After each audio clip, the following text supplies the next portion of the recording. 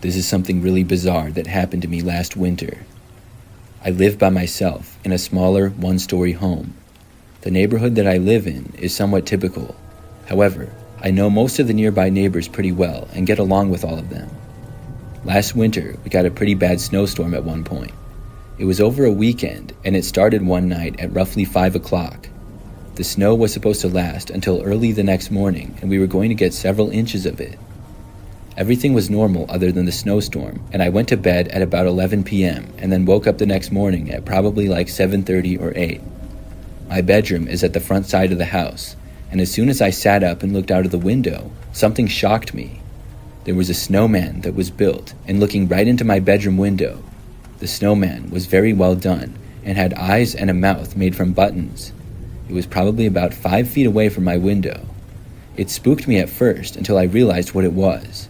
But then, I wondered how it got there. I certainly hadn't made it. It had to have been my next-door neighbor's kids. My next-door neighbors were a husband and wife who had kids in their early teens and middle school ages. They were the only kids in the immediate area of the neighborhood. Still, it seemed kind of unlike them to do that. Why wouldn't they just build it in their own yard? Plus, they were usually well-behaved, and I didn't think that they would even go into my yard without permission. I went outside to snowplow my driveway. When I got out there, I saw my next-door neighbor. His name is Todd, and he was already out using his snowblower. I walked over to him at the end of the driveway and waved. He stopped his snowblower and said that I had a nice snowman in the front yard. I told him that I didn't know how it got there and asked him if his kids had made it. He said no. He told me he had been inside with his kids watching a movie the night before. He assumed that I had made the snowman. We just joked about it after that, though. It was a pretty funny thing, but also a little bit strange. After that, I finished clearing my driveway and went back inside. The temperatures that we were having were in the high 20s all the way up to the mid-30s. This created good snowball or snowman snow. Fast forward to the next morning, I woke up and then went into the kitchen. The kitchen is at the back side of my house, and there's a window out to the backyard. When I looked out of it, there was another snowman. It hadn't been there the day before, and it was facing the back window, looking right at me just a few feet away. Somebody had made another one. This one, like the first, was very well made, but unlike the other one, it had some different props. Instead of just having a face made out of buttons, it had a gardening shovel used as its hand, and it was made to look like it was holding a pitchfork. I realized that the shovel and pitchfork had come from my garage. I went outside and then went to the garage. The back door was left open. Nobody was inside of it though. I was really creeped out now. Somebody was going into my yard in the middle of the night and making snowmen. This time they had entered my garage. I had left the door unlocked by accident, and I made sure to lock it. When whoever it was made a snowman in the front yard, I thought it was funny. But now that it was in the backyard and they went inside of my garage without permission, this was too far. Still, I had no idea who was doing it. At night, I never heard or saw anything. That night, I even looked out of the windows multiple times before going to bed. I didn't see anybody though. The next morning when I got up, both of the snowmen were destroyed. They were just gone and nowhere to be seen. Somebody had tore them down.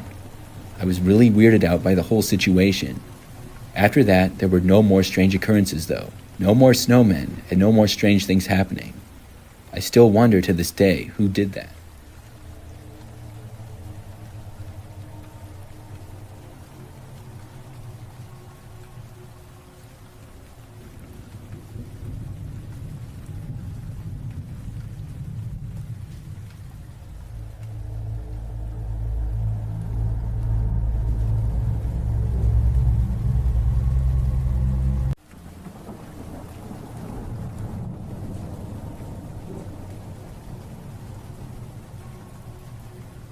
This is a story that took place back when I was a kid.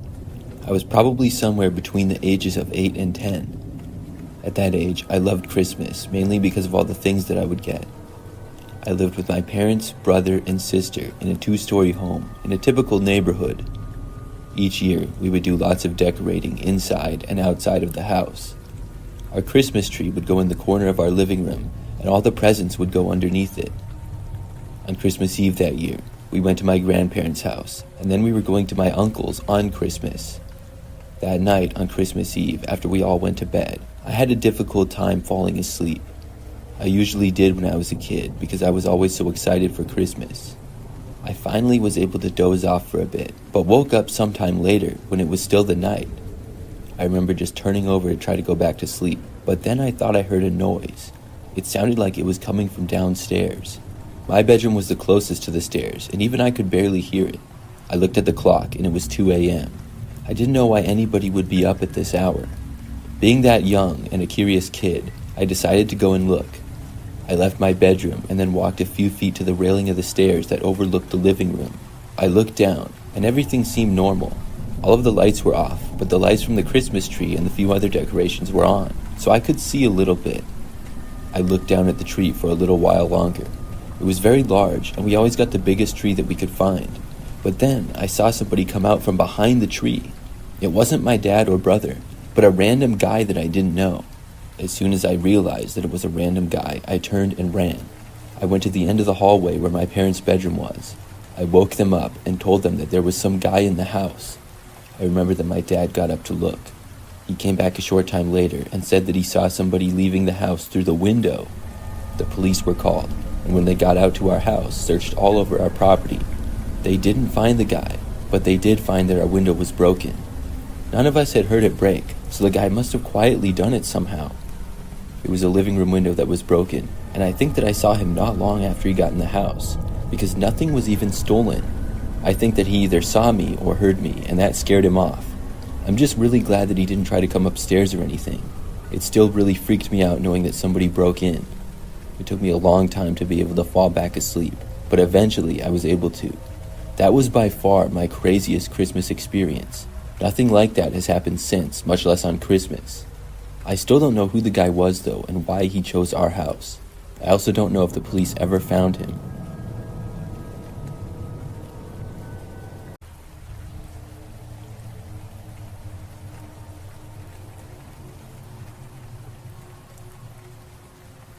Each year when I was a kid, we would celebrate New Year's Eve and stay up late. Normally, I would go to bed at about 10 o'clock, but on New Year's Eve, I would stay up until around 2 a.m. My sister and my parents and I would play board games and watch movies. We would then watch the ball drop when it was midnight and would stay up for several more hours. I think this happened when I was about 12 years old. That time, like any other, we played games and watched a couple of movies. This continued well past midnight, and at roughly 2 a.m., we all got tired and finally decided to go to bed. We could sleep in the next day because nobody had work or school. Our house was on a pretty quiet street. Other than that, it was a pretty typical neighborhood. I stayed up a little bit later than everybody else that night because I was watching a movie in the living room. When it ended, I finally went to bed. I remember getting back into my bedroom and turning out the lights. When I did, I could see very clearly into the front yard because of the moonlight. There was a woman standing in our yard. She was not facing me, and I didn't recognize her. I walked over to the window, and when I did, the woman turned and faced me. She saw me and then started to walk closer into my direction. This really creeped me out. Nobody was supposed to be in our front yard. Nothing like this had ever happened before. I moved away from the window and hid. I ducked down and laid on the floor so that she couldn't see me. My window was pretty large, and I did not have a cover on it at the time. Now, my bedroom was also on the second floor, so she couldn't directly reach me, but I was still terrified. I waited there, just hoping that she would go away. A few minutes went by. Then I heard something hit my window. I wasn't sure as to what it was. I started watching my window, and something else hit it. The woman was throwing sticks at it. She was trying to get my attention, and I don't know why, but I got up. I carefully looked out of the window again. The woman was still there and looking right up at me, this time closer. She said something, but I couldn't hear her. Then I saw her motioning for me to let her inside. I was not going to do that. She then walked to the side of the yard near the front door. Then she knocked on the front door. I didn't move. I was hoping that my parents or sister would wake up. I didn't have the thought to call the police for some reason. It just never entered my mind. The woman knocked on the door on and off for like 5 minutes. Finally, she walked away. I watched her from the window walk to the end of the driveway and then a little ways down. She then got inside of a vehicle and drove off. The whole situation was really bizarre, and it really confused me. The next morning, I told my parents about it. They had no idea what she could have been doing either. Luckily, though, she never came back.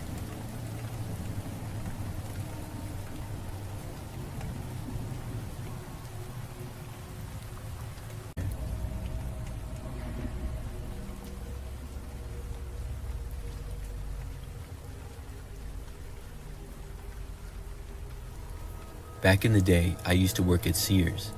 This is when they were doing really well and had tons of stores. If anybody doesn't remember Sears, they were a large department store that sold many things like appliances and clothes. It's mostly gone out of business in recent years though. But when I worked there, we would get lots of people in the store.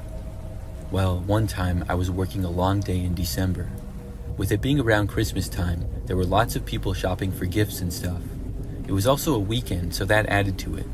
I worked basically all day and I saw countless people. When I was finally off of work, I was happy to go home and was tired. So I just remember that I clocked out of work and then left the store. I went out to my car and then drove back home. It took maybe 15 minutes or so to get back. Then I parked my car in the driveway and got out of it. However, as I was walking up to my front door, I heard a car coming down the street, which was usually very quiet. I noticed it but didn't really think that much of it at all, and I kept going. However, as I was opening my door to go inside, I happened to hear the car slowing down. I looked over to see that the car was starting to pull over to the side of the street in front of my house. So I stopped and I kept watching it because I wanted to see what this car was doing. I did not recognize the car as a neighbor or anybody that I knew. The car pulled over and came to a stop just in front of my mailbox.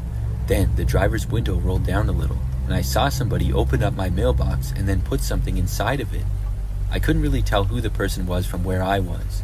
I think it was a man, but I'm not 100% sure. Anyways, I didn't really know what this person was doing or what they had put in my mailbox. After that, they rolled their window back up and then they drove away. I went back outside and after seeing that the car was out of my sight, I walked down to my mailbox. I opened it and I looked inside to see an unmarked envelope. I brought it inside. When I opened up the envelope, there were several Polaroid pictures in it. They were all pictures of me. The first were me working at Sears earlier that day when I was at the registers working as a cashier. I had not known that any of these photos were taken. They were taken at a distance too, so it was not obvious to me and I never noticed it. There was then a photo of me walking in the store, I think when I went on my break. And the last photo was of me walking out to my car in the parking lot after work. This was clearly taken from inside of a car that was also in the parking lot. I hadn't noticed any of them. Of course, I was very freaked out by this. I didn't know what to do about it or anything. I didn't go to the police or report it, but I did tell my friends as well as coworkers. They were all just as confused as I was. The rest of my time working at Sears, I didn't notice anything else like that, and I never saw that car at my house again. I'm not sure where the pictures are. I think I still have them somewhere, but I couldn't find them. It's been so long. But I'd still like to know why that person did that. Was it just an elaborate prank? Why would they choose me though? And they must have followed me home without me noticing. It's all very strange.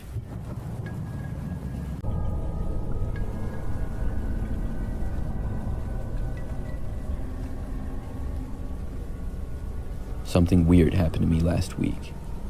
I was having a movie night by myself in my apartment. I live alone and on the second floor. My apartment building is fairly new, and I really like it. The place I live in has 1 bedroom, 1 bathroom, a living room and a kitchen. I was on my second movie of the night, and the time was about midnight. It was Saturday, so I didn't have work or anything the next morning. My apartment happened to be on the far end of the hallway, and it was right next to the stairs that people would occasionally use.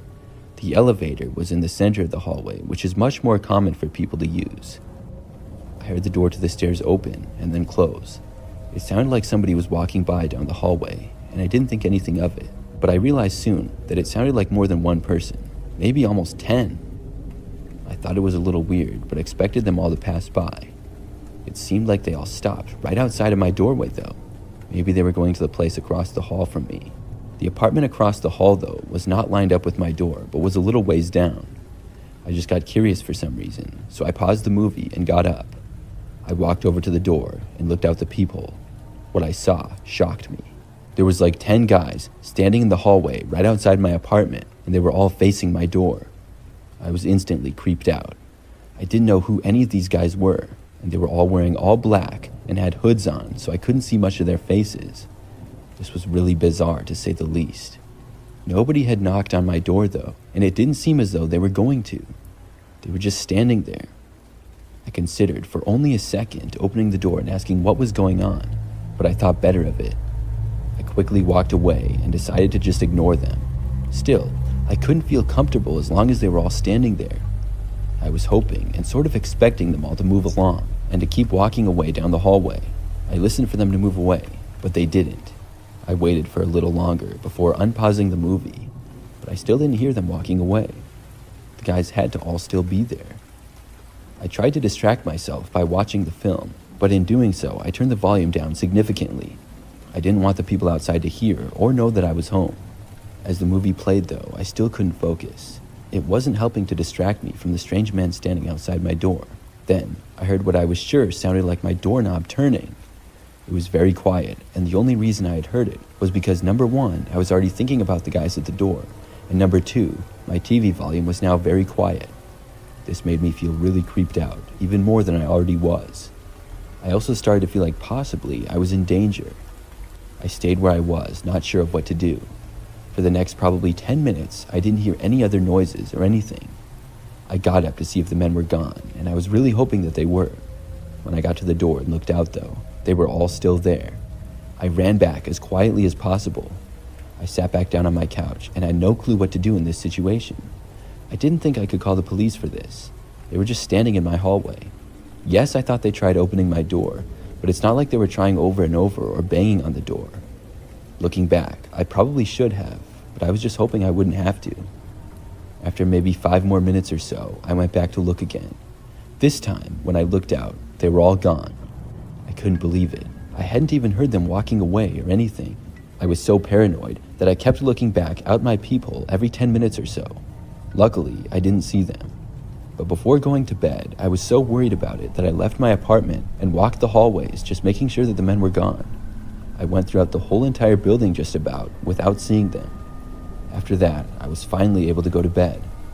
By now, it was past 2 o'clock in the morning, and I was really tired. I fell asleep pretty quickly.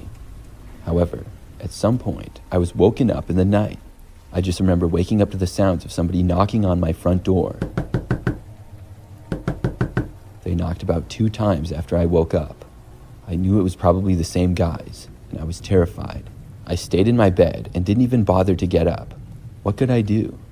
Then, there was just silence. I was afraid they would break in or something. I couldn't believe that they were back, if that's in fact who was at the door. I really didn't want to get up and check, though. I laid there in my bed for the longest time. It was probably about 30 minutes or so. I finally looked at the clock and saw that it was almost 4 a.m.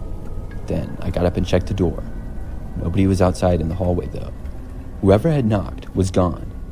I went back to sleep after that and heard nothing more. Since then, everything's been fine.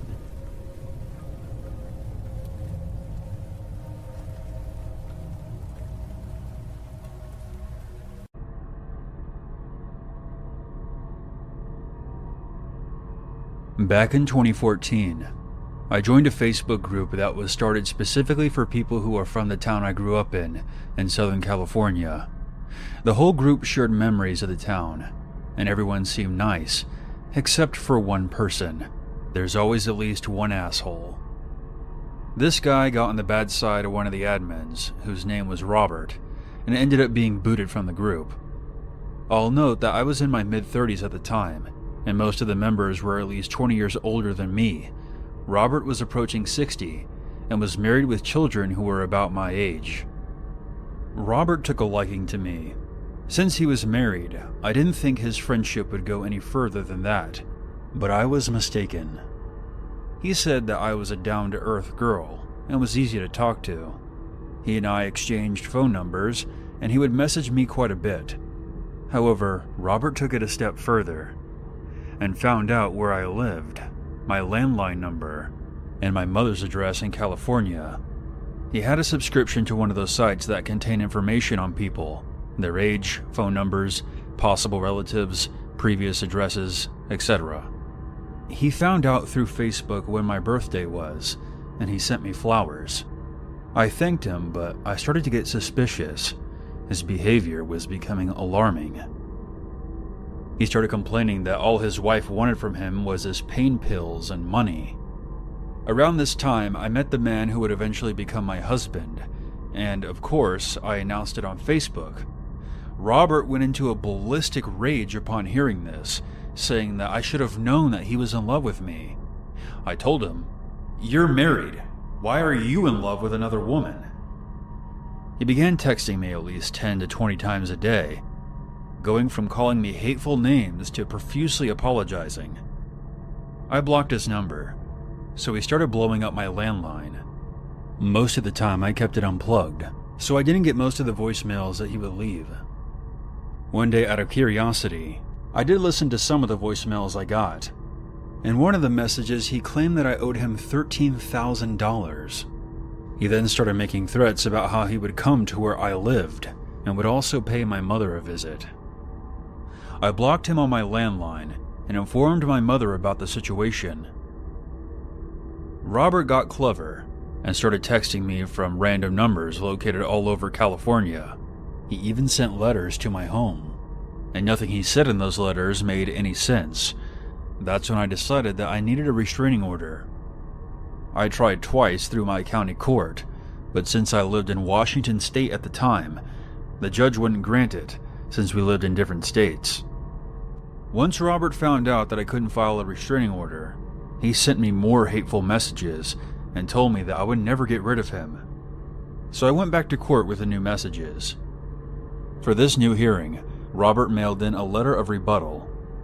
He claimed that he was a civil servant who had worked at a school district at one time and was an electrician by trade.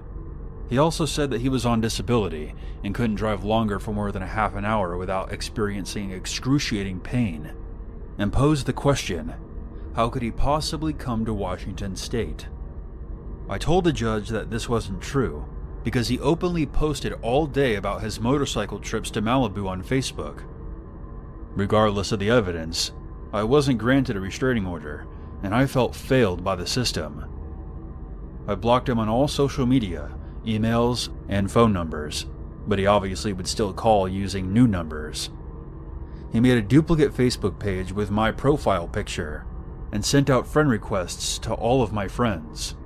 He had my real Facebook profile blocked, and I found out when a friend messaged me, "I got a friend request from you, but I already thought we were friends." My friend then told me that this fake profile of mine was making all kinds of posts talking shit about me. My friend reported it, and thankfully Facebook took it down. I changed my cell phone number, and I eventually moved into a new place. Things died down for a while, but Robert somehow found me on LinkedIn. After that, I straight up deleted LinkedIn and Facebook, and I saw that he even followed me on my YouTube page. I don't know how to remove someone, so I just blocked him there. To wrap up this insane story, I've included a couple of recordings of the messages he left. Hey, I need you to unblock me and respond to me, please. Would you consider doing that? That's the Christian thing to do, don't you think? Please, I'm not playing around. Bye.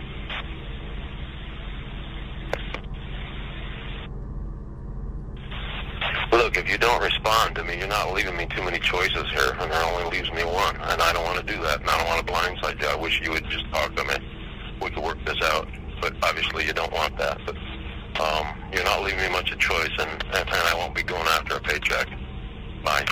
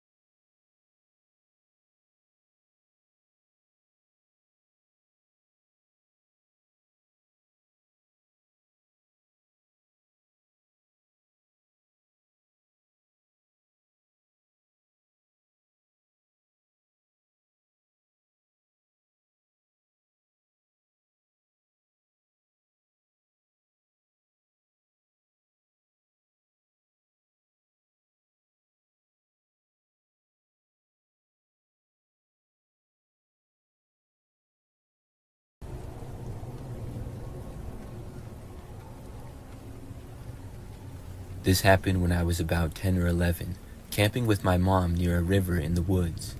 It was just the two of us out there, no one else around. The nearest farmhouse was a couple of miles away, but we were mostly alone. We had the tent set up and a small campfire going when a little before dark, this man arrived to our site. The area we were in was open to anyone wanting to camp, so it wasn't strange to see somebody else, but he had no gear with him at all. He made conversation with us and eventually came around to warning us that there were wild dogs in the area that we needed to watch out for. My mom and I were slightly uncomfortable because he didn't leave and said that he would stay at the campsite a while to protect us from the wild dogs. My mom hinted several times that we would be fine and that he was free to leave because we didn't need his protection. But he didn't leave. He stayed a long time, but there wasn't much we could do because it was a public campsite. He had the right to be there if he wanted, even though he had no camping stuff with him. Eventually, my mom told the man that we were going into our tent for the night, thanked him for keeping us company, and said that he could leave and we would be fine. I asked my mom quietly if he was going to hurt us, and she said of course not, but I could tell by the way her voice cracked that she was scared too. We didn't want to provoke him, but we didn't want to make him feel like we were scared either. So we just crawled into our tent while the man kept sitting on a log at the fire pit. I don't think my mom slept that night, as she had a knife close to where she lay in the tent. I watched the man through the flap in the tent for a while. At one point, while sitting by the fire, he pulled out a long knife and started sharpening it on a stick. He just stared down at the blade and ran it along the stick, making these slow scraping sounds. I asked my mom if he was going to kill us, and she kept saying no, but I could tell that she was worried. She tried not to show it, but she was prepared for the worst. I eventually fell asleep, but woke up a lot to see my mom was still awake, lying there and listening to the scraping sound of the knife on the stick. By morning, the guy was gone. I wasn't sure how long he had stayed or when he left. After packing up our gear, we stopped by the nearest farmhouse to tell somebody about the strange man. At the farmhouse, the old man there listened to our story, then kind of chuckled and said, "Oh, that's just Ivan. He means well, just doesn't know how to mind his own business." Apparently, he lived on a farm nearby, and the old man promised us that he'd have another word with his neighbor, reminding him not to be so rude and strange. A few years later, after our camping trip where we had met Ivan, I saw something disturbing. I was watching the news, and a man had been arrested who was a suspect in several missing person cases. They showed his photo on TV, and even though it had been a few years ago, I instantly noticed it was the guy who had been with us at the campsite. His name was Ivan Milat, a serial killer who had been picking up hitchhikers along the highways and killing them, and burying their bodies in the woods right across the river from where we had camped. I can't even describe the way I felt when I realized it. The guy who had been lurking outside our tent, sharpening a knife, talking about wild dogs, had been a serial killer. We had come so close to him, and I had no idea at the time. I don't think I'll ever forget that night and how lucky we were, but it still haunts me.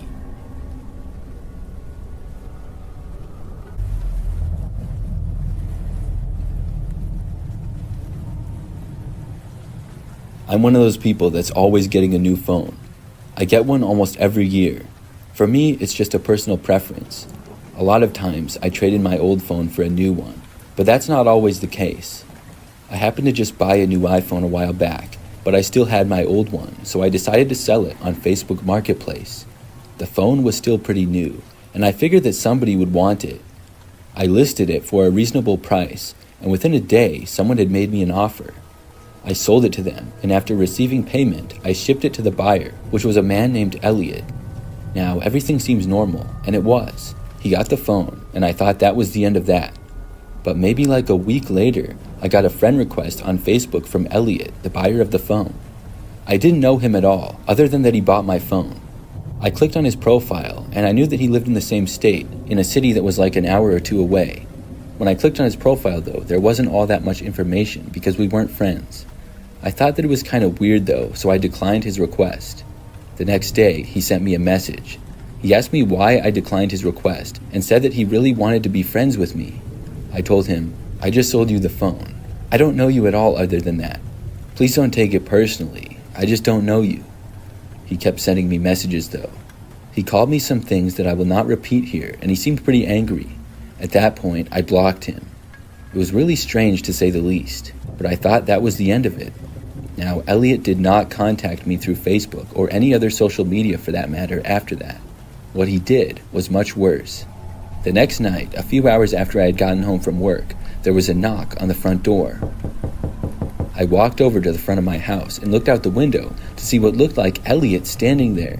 I couldn't believe that he was actually at my house. I never would have guessed that he would have done that.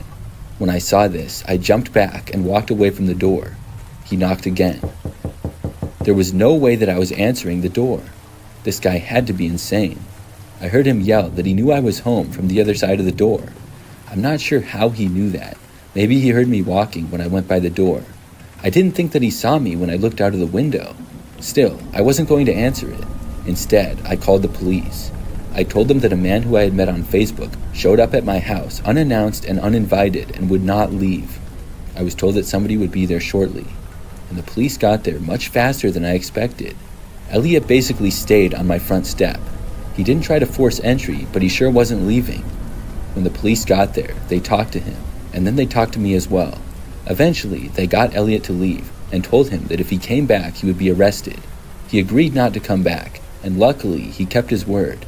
I haven't seen him or been contacted by him since then. I still can't believe that he did that, though.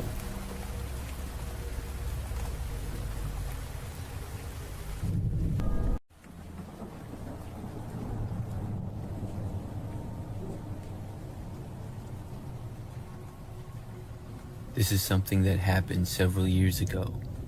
It was sometime in the fall, and one Friday afternoon, I went to a pumpkin patch with my girlfriend. This was our first trip to a pumpkin patch that year, and my girlfriend wanted to get pumpkins that we could carve. The place that we were going to also had some other things, like a walking trail, a souvenir shop, and a corn maze as well. But overall, it was smaller, and it wasn't one of those places that 1,000 people go to every weekend. This was more of a local farm. When we got there, it was right after the place opened and nobody else was there. We parked in a grass field, and it didn't even have any other cars in it. I noticed that there appeared to be one employee there, because there was a guy standing near the entrance of the pumpkin patch. I assumed him to be the owner of the farm. Before going there though, we walked down the path and the trail that it had around the farm. That took maybe 20 minutes or so. The path went around the farm and then ended right near the pumpkins. When we got there, I remember that we saw the guy standing there and said hi to him. He said hi as well. The man was about average height, was wearing sunglasses, a hat, and a t-shirt. Then we started walking through the massive field of pumpkins. I thought that it was a little bit strange that we were still the only people there, but it didn't really seem that crazy. There were a lot of pumpkins to choose from, so we wanted to get ones that were near perfect, and we took our time looking through them. I remember after walking down to one end, I noticed that the guy that worked there was kind of walking towards us. I didn't know why, but when he got like 50 feet away, he just kind of stopped and looked at the pumpkins. I looked over at him and then back to looking for a pumpkin. We went to basically all parts of the giant field. So when we were on another end a little while later, I remember seeing the guy kind of walking towards us yet again, but he didn't approach us that time either. He just stopped a ways away. I wasn't sure if he was watching us or what. Either way, it seemed kind of weird. A while later, we found one pumpkin for my girlfriend, and I was still looking for one for myself. I remember noticing that the man was just flat out staring in our direction. He was standing like right in the middle of the patch, just looking at us. The guy was beginning to give us the creeps a little bit, so we decided to wrap things up as quick as possible and get out of there. Within the next couple of minutes, I found the perfect pumpkin and we went up to buy them. By now, the man had gone back to his place at the little table that was near the entrance. When we reached him with our pumpkins, I put them on the table and I said hi to the man. He finally spoke again, saying hi in a quiet and sort of unfriendly way. I started to reach for my wallet, but the man then said that we could just have the pumpkins. I was shocked. I asked why, and he said that it was no problem and we could just have them for free. Well, I wasn't going to question it anymore, but it sure seemed odd. My girlfriend and I just said thanks to the guy, and then we left. We walked out to the car and then got inside. I remember that I was driving off, and I noticed that the guy was just staring at us. He was sure an interesting character, to say the least. The whole farm seemed pretty strange that day. Well, the very next day after that, my girlfriend showed me something on her phone. It was a news story on some website. It said that a pumpkin farm, the same one that we had been to, had been the scene of a crime. The owner of the farm had been beaten by a man and locked in a shed. The man who did it had been on the run, but the farmer was able to get out of the shed and call police eventually, and they located the man within 12 hours on the other side of town. When I saw a picture of the man that was caught, it was the same guy who had been working at the farm. So we had talked to the criminal and not even the actual farmer. I really couldn't believe it. That explained why everything was so odd. Obviously, we had no idea that any of that was going on. Looking back, I don't know what else might have happened, but I'm glad that we got out of there when we did.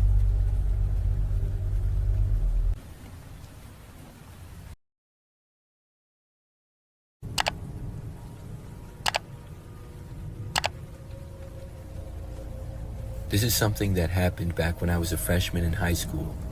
I'm also a female, and this was about 10 years ago now. So the story begins when I got this friend request from a random guy on Facebook. I looked at his profile and saw that he appeared to be around my age, and we did have a couple of mutual friends. His profile said he went to a different high school, but it was one that was nearby in just the next city over from mine. I accepted the friend request because of this, and I was also slightly curious of how the guy knew about me. For the most part, he looked like a pretty typical kid though. Not long after I accepted his friend request, he sent me a message saying hi. I said hi back to him, and we started having a basic conversation. I don't recall everything said, but the conversation continued into the next day. I remember that's when he asked me if I wanted to hang out with him. Now, I had only just met him, and we went to different schools. He seemed nice to that point from talking, and I almost said yes, but then I ended up saying no at that point because I just didn't know him well enough yet. He said maybe some other time, and I said yes to that, but not making any official plans. For the rest of that day and into the next, we continued to talk on and off. Well, the next day, later on, after I got home from school, he told me that he was going to come to my house and pick me up. Once more, I did not feel comfortable to hang out with the guy yet. I told him that I would not be able to, but he didn't respond to me for a while. About 20 minutes later or so, he told me to come outside, saying that he was there. I got a bad feeling about it, and also realized now that this guy must be at least 16 years old if he was driving around. I walked over to the front of the house and saw that there was a car parked out on the side of the street. It was a red 4-door sedan that was kind of old looking. However, the windows were rather tinted and I could not see inside. I was really surprised that he had driven all the way to my house. At first, I felt kind of bad for him to drive all that way and not hang out with him. We had been talking for a few days, and most likely he wouldn't be a bad guy, so I almost walked outside and got into his car. But my parents were also home, and I would have to tell them where I was going, and I didn't think they would want me to go with this guy. After thinking about it for a minute or two, I decided not to go. When I said maybe we'd hang out another time, I didn't mean just drive to my house. He texted me on Facebook a couple more times, urging me to go outside already. I told him that I had some other place to go though, which wasn't true, but I didn't know what else to say. Eventually, he said okay, and he drove off. After he left though, I got the realization that I never told him my address. It sort of creeped me out that he knew where I lived. I didn't know how he would know this. We did have mutual friends on Facebook, so possibly he knew one of my friends and asked them. Either way, I was much less comfortable even talking with this guy anymore. However, despite that very same night he continued to send me messages. I remember that this was several hours later, probably 9 or 10 at night. He asked me where I was and what I was doing. I told him that I was just in my room doing homework, which I was. After that, he did not respond right away.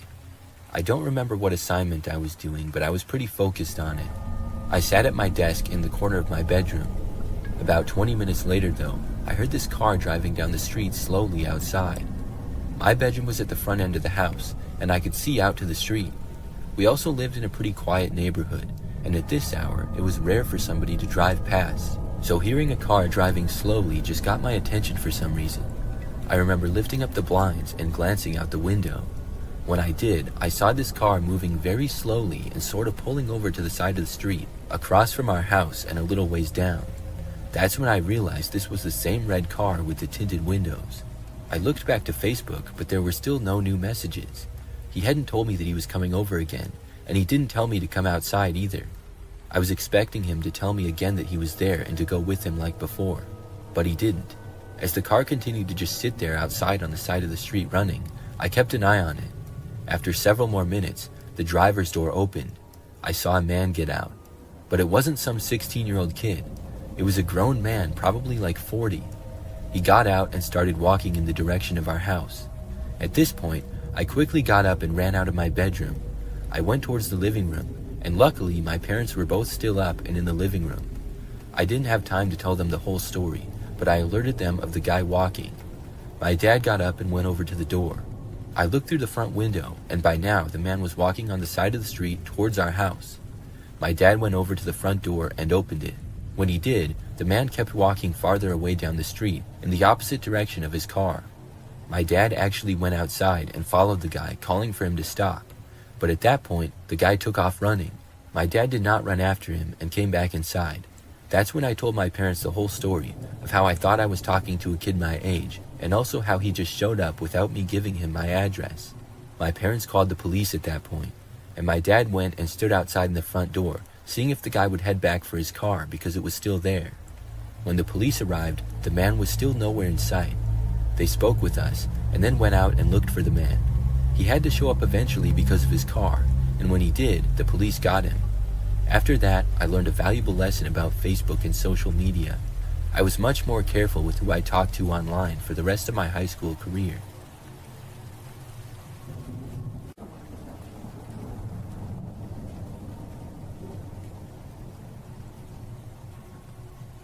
This story happened when I was in college. I was a graduate student living on campus about an hour away from my parents' house. When the week of Thanksgiving came, I went home after classes on Monday. We had the whole rest of the week off, so I would be staying at my parents' house for a little while. When I got back home, the second day, during the night, I was sleeping in my bedroom when I was awoken. Now, my bedroom is on the first floor, and it's on the front side of the house. It was the middle of the night, and I thought that I heard the sound of a knocking on my window. It was really creepy. I sat up in bed and looked over to the window. There was a curtain covering it, so I couldn't really see anything. I did not hear the knocking again, so I got up, walked over to the window, and looked out of it. When I looked around the yard, everything seemed fine, and I didn't notice anything. I still didn't know what made the sound, though. I went back to my bed and sat down, still looking in the direction of the window. That's when I saw something move past the window only for a brief second. I couldn't see any details because I really just saw the shadow from the other side of the curtains, but somebody had definitely walked past outside.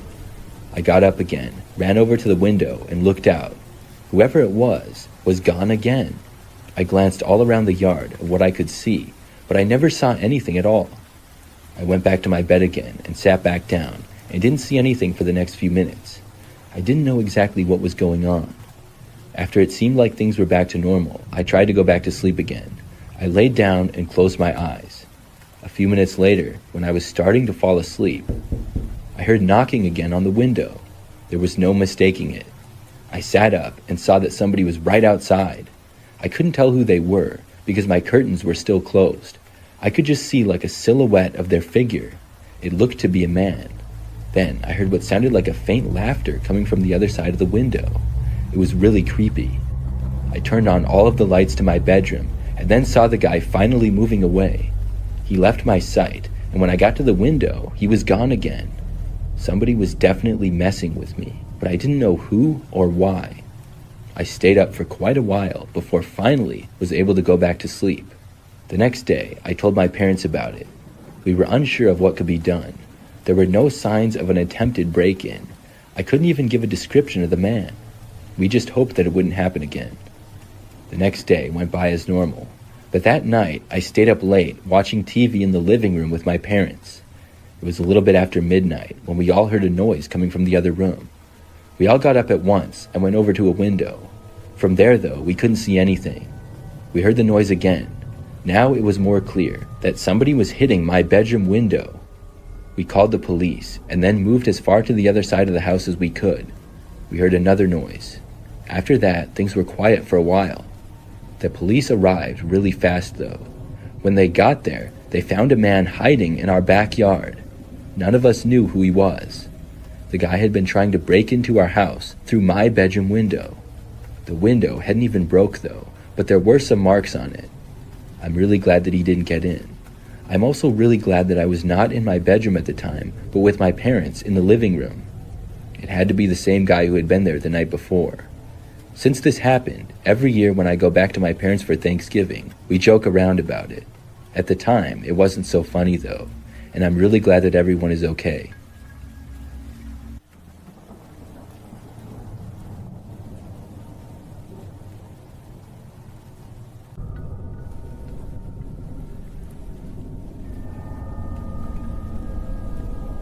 This happened last year and still creeps me out when I think of it.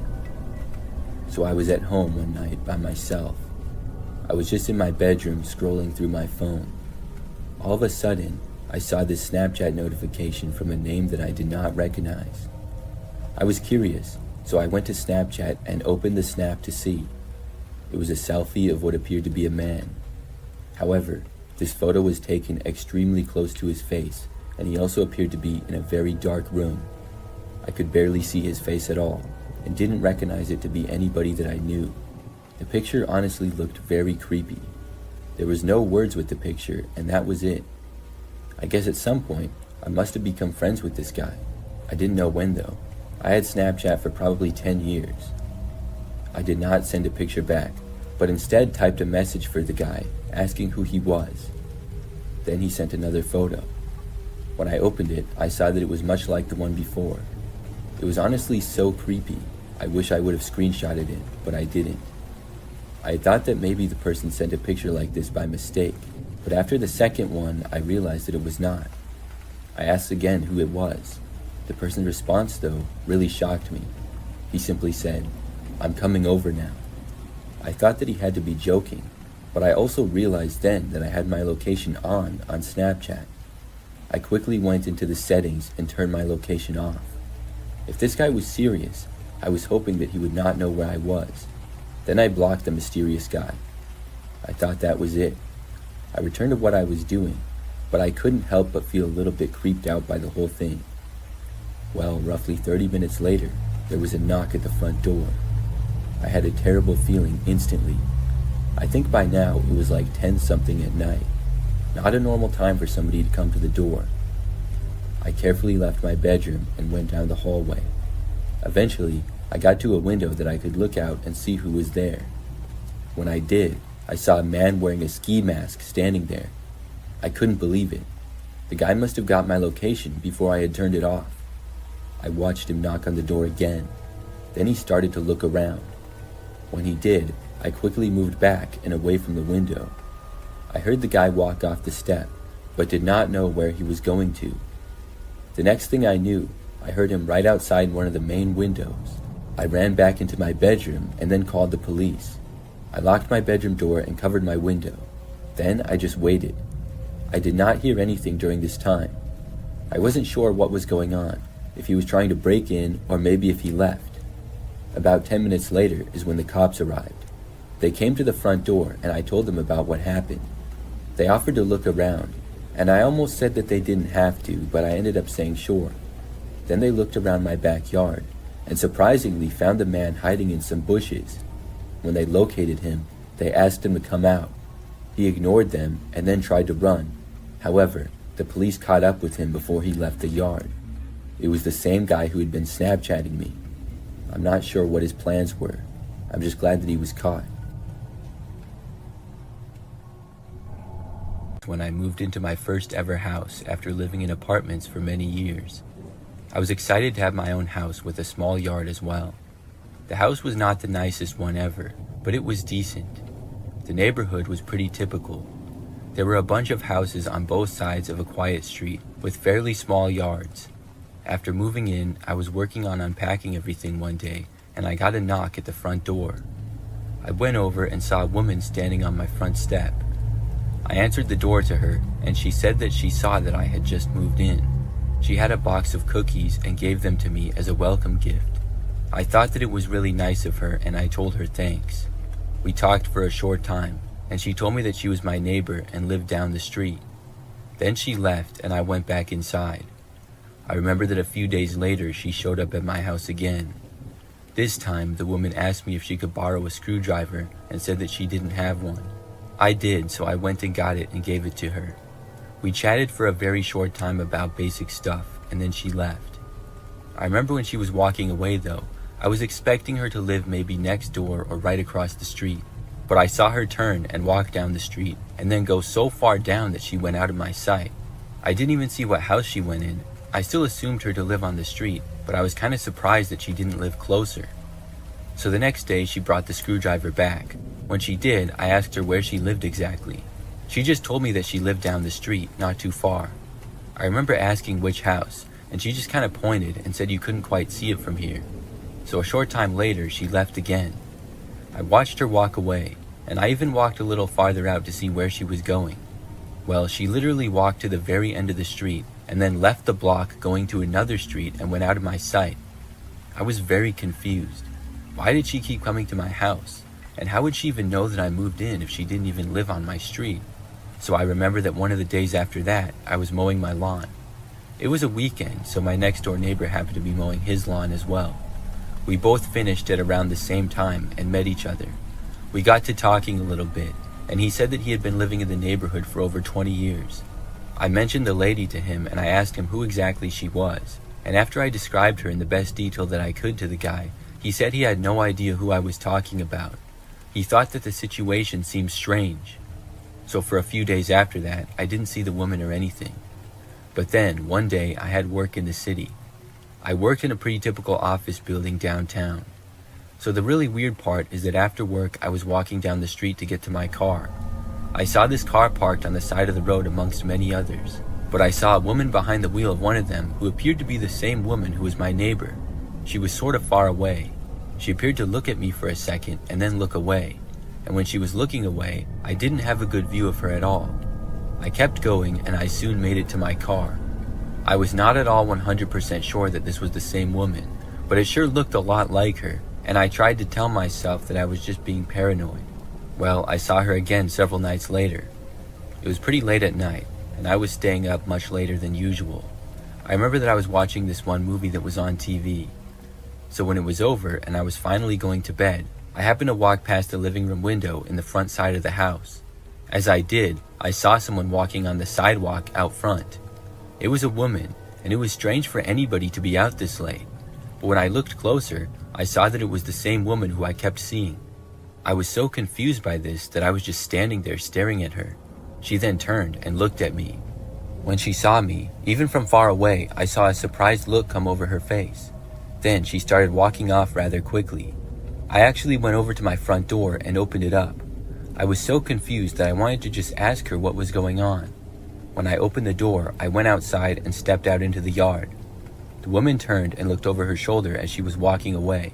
I called out to her, asking what was going on. She did not stop, but instead turned back and started running. She ran out into the street, and I got to the end of my yard, but I didn't leave my property. I was not going to chase after her, but I wanted to see where she was going. The woman then ran to a car that was parked on the side of the street, across and a few houses down from mine. Then she got inside and quickly drove away. I was left as confused as ever. If she was my neighbor, why would she be driving away from here? I just went back inside and went to bed, and surprisingly, after that, I never saw the woman again. I'm still very confused about it. I'm not sure who she is or what she wanted.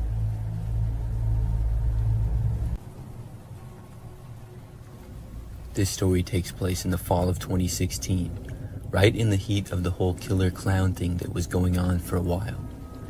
My cousin and I were both in middle school at the time, and I was staying over at his house one night. There were quite a few people in the house that night, including us, my aunt and uncle, and my younger cousins. It will be easier to understand the story by explaining the layout of the house and yard first. They lived in a rather large double-wide trailer that they bought that was positioned on a flattened part of a hill. Their driveway is a rather steep gravel slope that connected to the road at the bottom of the hill. Behind the house and up the hill was nothing but woods. My cousin and I were the only ones still awake this night, watching TV in the living room. We kept hearing noises in the woods behind the house.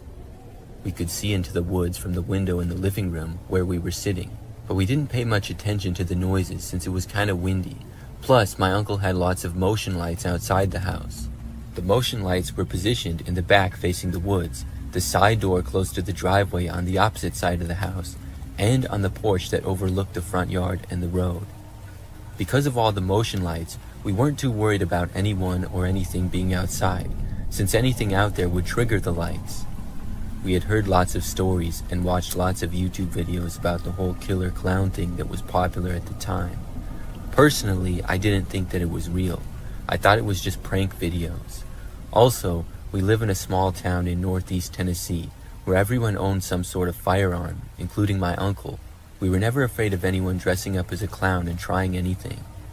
The only lights on in the house were the TV and the dim light up above the kitchen sink that was only a few feet behind the couch. Suddenly, the motion detector light in the backyard turned on. We noticed, but we didn't think anything of it.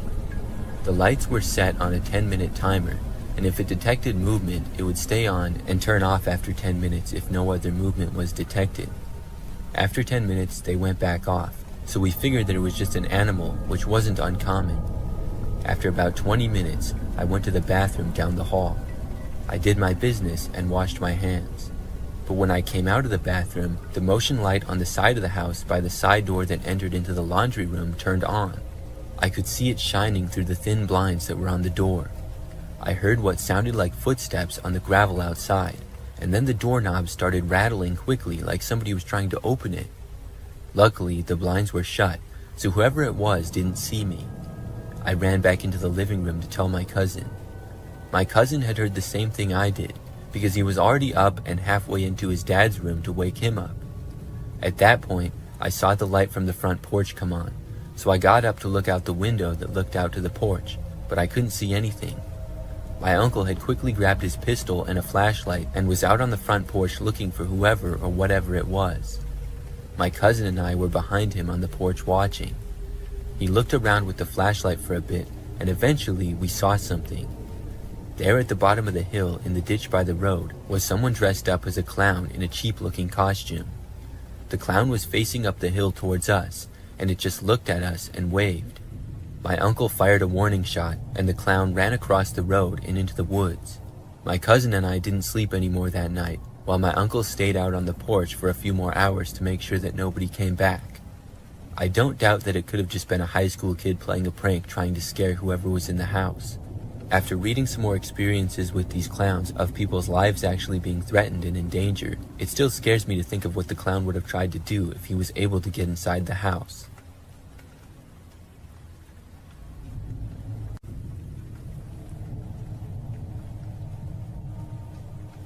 A couple of years ago, my phone broke.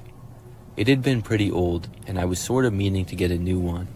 But after breaking, I had to find a new one fast. I thought about going to the store or looking online. But to try to save some money, I went on Facebook Marketplace. I also wanted to get one as fast as possible.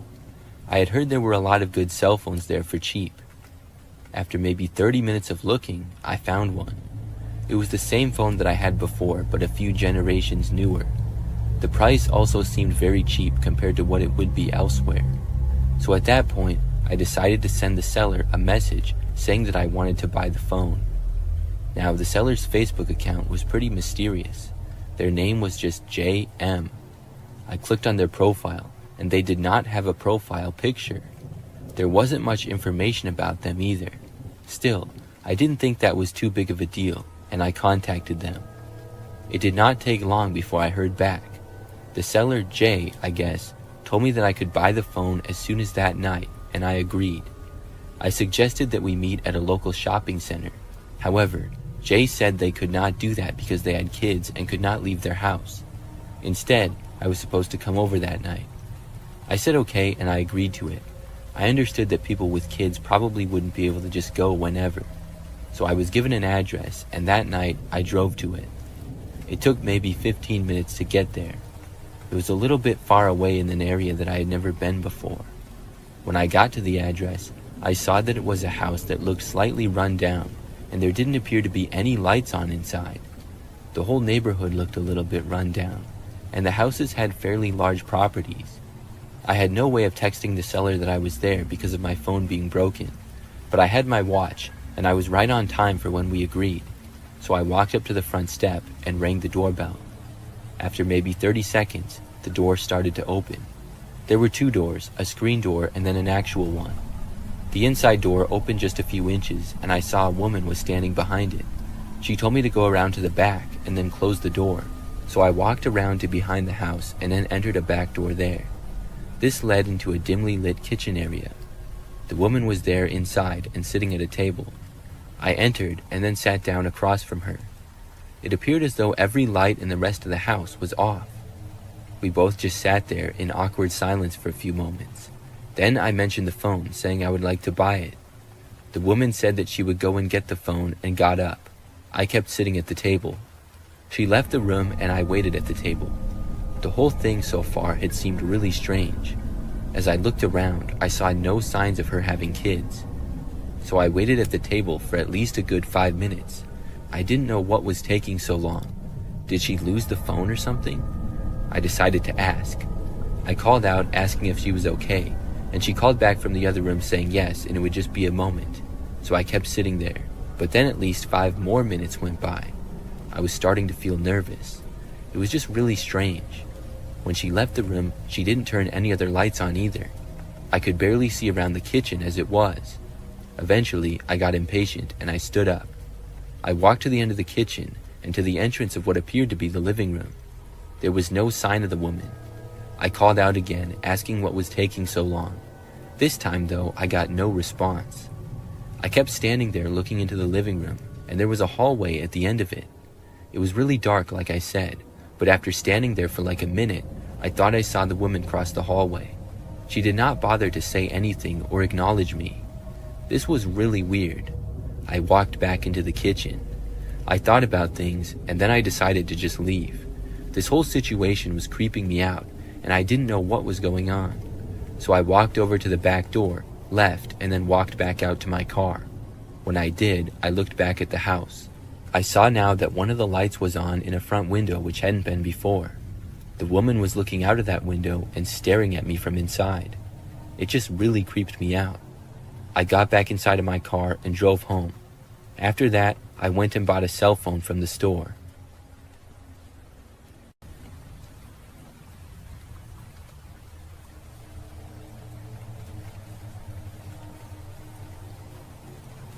It started one Saturday afternoon when I was sitting in my living room, scrolling through social media. I switched to a new phone and a new number a few months ago. My old number was still active, but I didn't think much of it because it had been quiet. Suddenly, my phone buzzed, and when I looked down, I saw it was a text from my old number. The message read, "I see you." It was odd because I thought it was just some spam or a wrong number, so I shrugged it off. A few hours later, another message came through saying, "You don't remember me?" I had forgotten to change my number on a few accounts, so it was possible that somebody had gotten a hold of it. I decided to reply, trying to keep it light, and I typed back, "Who is this?" The response was quick and said, "You know who I am." I didn't want to engage further, so I put my phone down and tried to watch a movie, but the messages nagged at the back of my mind. The next day, the texts continued, saying more creepy and odd things. I stopped replying for a while. Monday brought more messages, saying things such as, "I'm closer than you think," and "You'll remember me soon." I debated calling the police, but what would I even say? Somebody is texting me creepy things from my old number? It felt ridiculous. By Tuesday, I was on edge, and I couldn't focus at work. The messages were escalating, saying, "I know what you did last summer," and kept repeating, "You'll remember soon." I tried to block the number, but it kept coming through, so I finally decided to involve the police and see if they could do anything. I explained the situation, and they filed a report. The messages continued for all the next week, and I tried to ignore them as best as I could. I finally got a call from the police a week later. They had traced the text back to an old acquaintance from high school, someone I hadn't spoken to in years. He had been using some sort of app to send the messages from my old number. That night, I confronted him at his house, and his parents answered the door, so it ended up working out perfectly to involve them as well. It was awesome to see his face when he came downstairs and saw me talking to his parents and showing texts that he had sent to me. So that was the last problem I had with the kid, but it was still scary before I knew who was behind it all.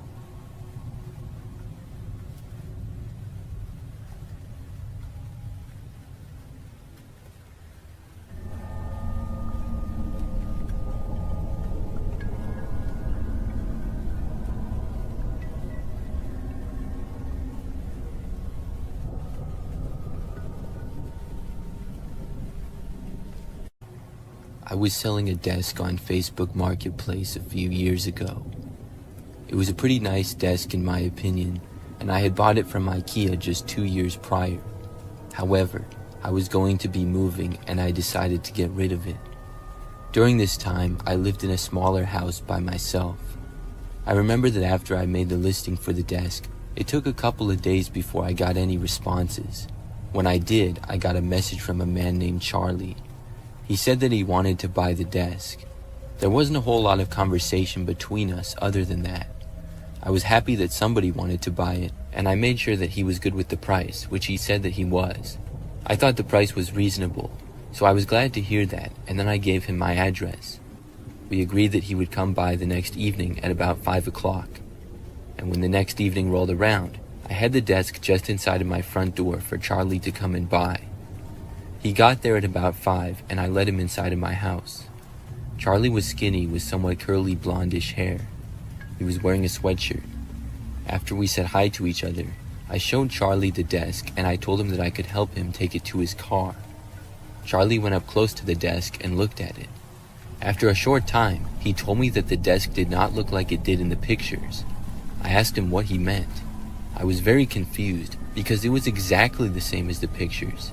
I had taken them just days prior when I had listed the desk, and I really hadn't touched it since. Charlie said that it just wasn't how he thought it would be. Then he said that he decided not to buy it. I was disappointed, but I said okay. Then he turned and left. I was confused by what he had said. I'm not sure what exactly he was expecting, because in my opinion, the desk was just as it was advertised in the listing. I decided to just move on, and hopefully somebody else would want to buy it. So the night went on, and I ended up staying up pretty late. It was nearly midnight. I was in the other room, and I heard the sound suddenly of somebody trying to open the front door. When I heard this, I walked over and looked out of a front window. I saw a man standing there, wearing a hat that was mostly covering his face. But I then realized that this was Charlie. I didn't know what he was doing. After literally trying to open my front door, he then walked away, but he didn't leave. Instead, he walked around to the back side of the house. He tried that door, which thankfully was locked. After that, things were quiet for a bit. Then he returned to the front. This time, he actually knocked on the front door of the house, but I was not going to answer it. After being at the front door, he moved to several windows. It seemed like he was trying to look inside. I had covers for most of them, but I could still see his shadow on the other side. After he was still in my yard prowling around for that long, I decided to call the police. I told them the whole story, and within 10 minutes, an officer was there. Meanwhile, Charlie had stayed there the whole time. When the police arrived, he tried running, but was quickly caught. He did not break in, and I think he ended up getting off for the most part. I have to think, though, that he was trying to find a good place to break into my house. I'm really glad that he didn't.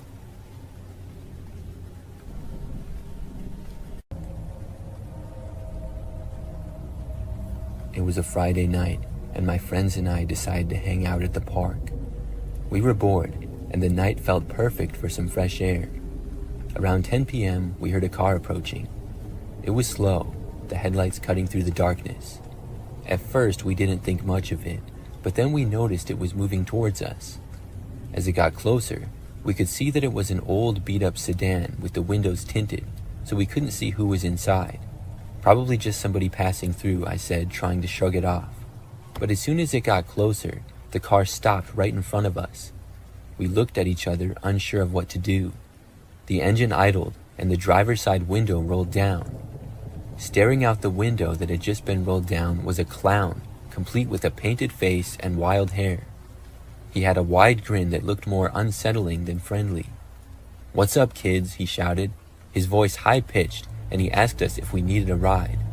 We all exchanged nervous glances. Nobody said anything, and we just hoped that he would drive away. There was something off about him, his smile and the way his eyes seemed to be darting around. The clown called out to us again, saying, "Come on, don't be shy." My friend Sarah was the first one to say anything, as she whispered to us that we should leave, her voice shaking. She stood up and we all followed her lead, backing away from the bench. "Wait, where are you going?" the clown asked, still grinning. "I'm just trying to be friendly," he said. We turned and ran towards the nearest exit of the park. I looked back once, and the clown was still sitting there, his smile now more sinister.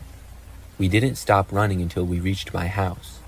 Out of breath, we piled into the living room, slamming the door behind us. We tried to laugh it off, but the mood had shifted. We were all on edge, checking the windows to make sure that the clown wasn't following us. We eventually relaxed a bit and put on a movie. Hours passed, and at around 1 a.m. after the movie was over, my friends began to leave one by one. After the last one left, I locked the door and turned off the lights. I settled onto the couch, thinking I might finally get some sleep. But then I heard a faint sound outside, an engine slowly driving up the street. I walked quietly to the window and peeked through the blinds. There it was, the same old sedan from earlier, and the window rolled down with that same clown staring straight at my house. His face was illuminated by the dashboard lights, and his grin seemed wider than before. He just sat there, motionless, as if waiting for me to make a move. I backed away from the window, my mind racing. I wanted to call the police, but I didn't want to draw attention to myself or risk being seen. I stayed away from the window, pacing in the dark. The engine continued to run, and I could hear the faint sound of some circus tune music playing. Minutes stretched into what felt like hours. I didn't want to look, but curiosity gnawed at me, so I moved back to the window to take a look outside. I could see the clown now tapping his fingers against the steering wheel, still wearing that disturbing grin. Suddenly, he turned his head towards my window, as if sensing I was watching. My heart stopped, and I ducked down quickly, wondering if he had seen me. After what felt like an eternity, I heard the car door slam. I held my breath, waiting for the sound of footsteps, but instead, I heard the engine rev and the car speed off into the night. That image of the car and clown inside scared me for a while, and for the next couple weeks I was paranoid, always checking around me if it was nearby, especially at night.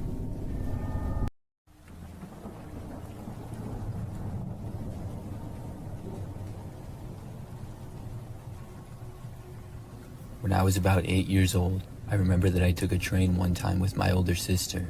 She would have been 15, I think, and we were going to visit our grandparents. It was just us two, and we were just going for the weekend. Our grandparents lived a few hours away, but there was a train route that went from our city to theirs. My sister and I liked trains, so we wanted to take the train there, and our parents agreed. I remember that we first got to the train station in our city, and it was pretty busy there. Soon we boarded the train and got into our seats. The ride was pretty smooth, and we sat by the windows and watched things go by. I would say that the train was almost completely full with passengers. When we arrived in our grandparents' city, we got off the train along with most of the other people. Some of them were staying to go to the next stop though. So my sister and I walked into the train station, and I guess our grandparents were not there yet to pick us up. As we waited, my sister said that she was going to use the restroom. I didn't have to go, so my sister walked off and I kept standing there. I looked around the station, and it was very busy with lots of other people around. After about 2 minutes or so, I remembered that this woman approached me. I didn't know who she was, but she pointed out to the train and said that my sister was boarding it. I figured that we had to go back on the train, and this wasn't our stop, so I started to walk over. The woman then went with me to the train, and we both started to get back on. Now, to this point, I had just kind of been following my sister. I was young, and I didn't know exactly which stop was ours or which city we were even in.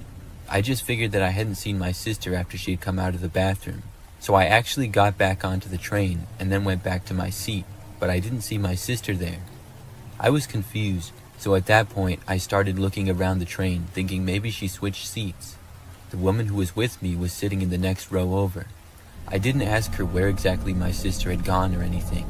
Instead, I was just silently looking around. After about a minute, I actually saw my sister. She was walking just outside of the station and seemed to be looking around, probably for me. I got up and started to walk for the doors of the train. When I stood, the woman also stood up and asked me where I was going. I told her that my sister was not on the train, and I started walking away. The woman did not say anything back to me. She also didn't go after me or anything. I left the train and then walked over to my sister. I was very confused at this point. But when I reached my sister, she asked me what on earth I was doing back on the train. I told her how the lady told me she had been on, and I figured that we had to take the train to another city. My sister told me that we were in the city that our grandparents lived in, and she didn't know what that lady was talking about. I realized at that point that I may have avoided something bad. The train left a very short time after that, and we got picked up by my grandparents.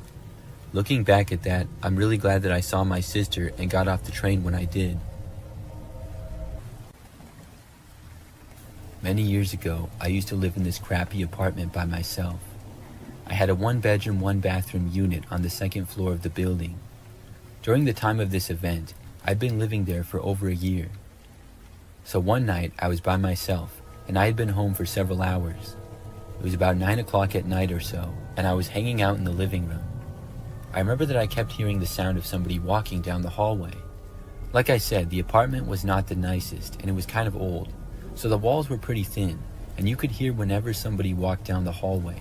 But it wasn't a big problem, because the building was usually pretty quiet, and there were maybe 10 or 12 units total on my floor. So it didn't happen very often where people would walk by. But I seemingly heard somebody walk back and forth down the hallway about 10 times in the span of like 5 or 10 minutes. After hearing this person walk by, I got curious as to what was going on. I got up and walked over to my door, and then looked out of the peephole. After looking out for maybe 10 seconds, I heard footsteps. Then I saw a man walk down the hallway right past my door. He was kind of tall, thin, and had sort of long hair, and I didn't recognize him as anybody who lived there, but I figured that he probably did. After walking past my door, he went down the hallway. I kept watching for a little bit, and then I started to walk away. But I heard the footsteps then coming back, like he turned around, so I walked back over to the door and looked out of it again.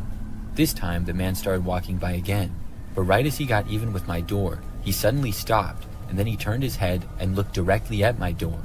It was like he could see me, and I quickly moved back. It was really creepy. The guy started standing there right in front of my door. I did not go back to look. Instead, I went back into the living room. But a short time later, I heard a knocking on my door. I had a bad feeling about it, knowing that it was the strange guy who was walking up and down the hallways. Obviously, I had no clue what he wanted, but I also didn't want to know. So I did not get up and go answer the door, but he continued to knock. He would knock for a few seconds, stop, and then knock again. This went on for several minutes. I got annoyed, and I eventually got up and went to look again.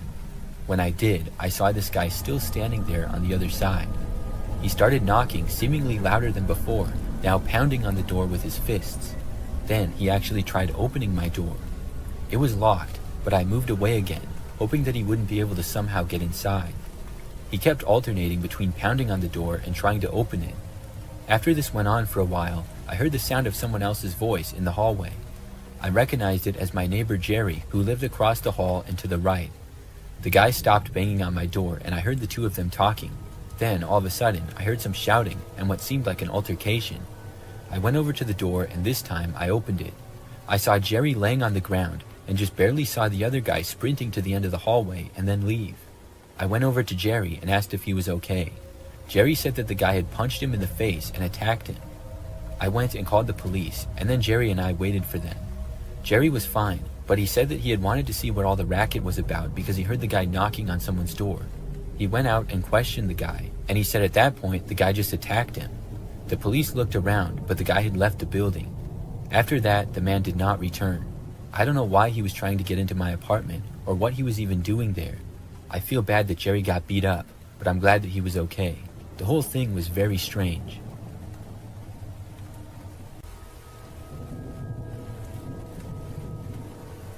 Several years ago, I moved into a new apartment.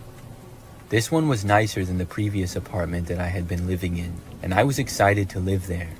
I got a 1-bedroom place on the first floor of the building, in an apartment complex that had a few different buildings. So after moving in, within probably 2 weeks of living there, I remember that I got this strange text message. I did not know who it was from because I didn't recognize the number. The text just said hi, and I ignored it, assuming it to be a wrong number or something. Several days later though, I got another text. It was from the same number, but it said, "I can see you." I found this to be more suspicious now. I wondered if this was actually a wrong number or maybe something else, but quite possibly it was just a prank from a random number. I texted back asking who it was. They did not respond though. I got up and went over to my window and closed the blinds. It was nighttime, and I had a very large window that led out to a patio. Next to that was a small courtyard that connected to the other apartment building. I wondered if somebody could in fact see me, but I didn't really think so. I didn't get any more texts for the rest of that night. Either the next night or the one after, I actually got a call though. When I saw the number was calling me, I hesitated before answering, but my curiosity got the better of me. Even though I was really nervous, I picked up. I said hello, and there was a pause before I heard a whisper of a man on the other end. He just said that he knew where I lived and that I was home. I didn't know what to make of this. I tried asking him who it was, but then he hung up on me. By now, I was really creeped out about this whole situation. After that call though, for a few days, there was nothing. Everything was fine and there were no texts or calls. I was starting to forget about it until late at night when there was a random knock at my door. I was in the other room and instantly thought that the knocking might be connected to the strange texts and stuff. I didn't want to answer it, so I didn't. The knocking continued on and off for about a minute or two. When it finally stopped, after a couple of minutes, I got up and checked the door as well as the hallway. There was nobody there anymore. I was really nervous, but I didn't go to the police or anything. For the next few days, nothing happened, and things were actually fine for a few weeks after that. It had all stopped, and I was really happy about it, but I didn't know why. Then I ended up finding out something crazy. There was this guy who lived in the apartment complex, and he had been arrested for stalking the woman who lived in the next building from mine. When I heard the details of the case, it sounded very similar to me. He had texted and called her repeatedly before somehow entering her apartment one night. She managed to escape and call police, leading to the guy being caught. When I heard this, I realized why it had stopped, because the man was caught. I'm really glad that they got him when they did.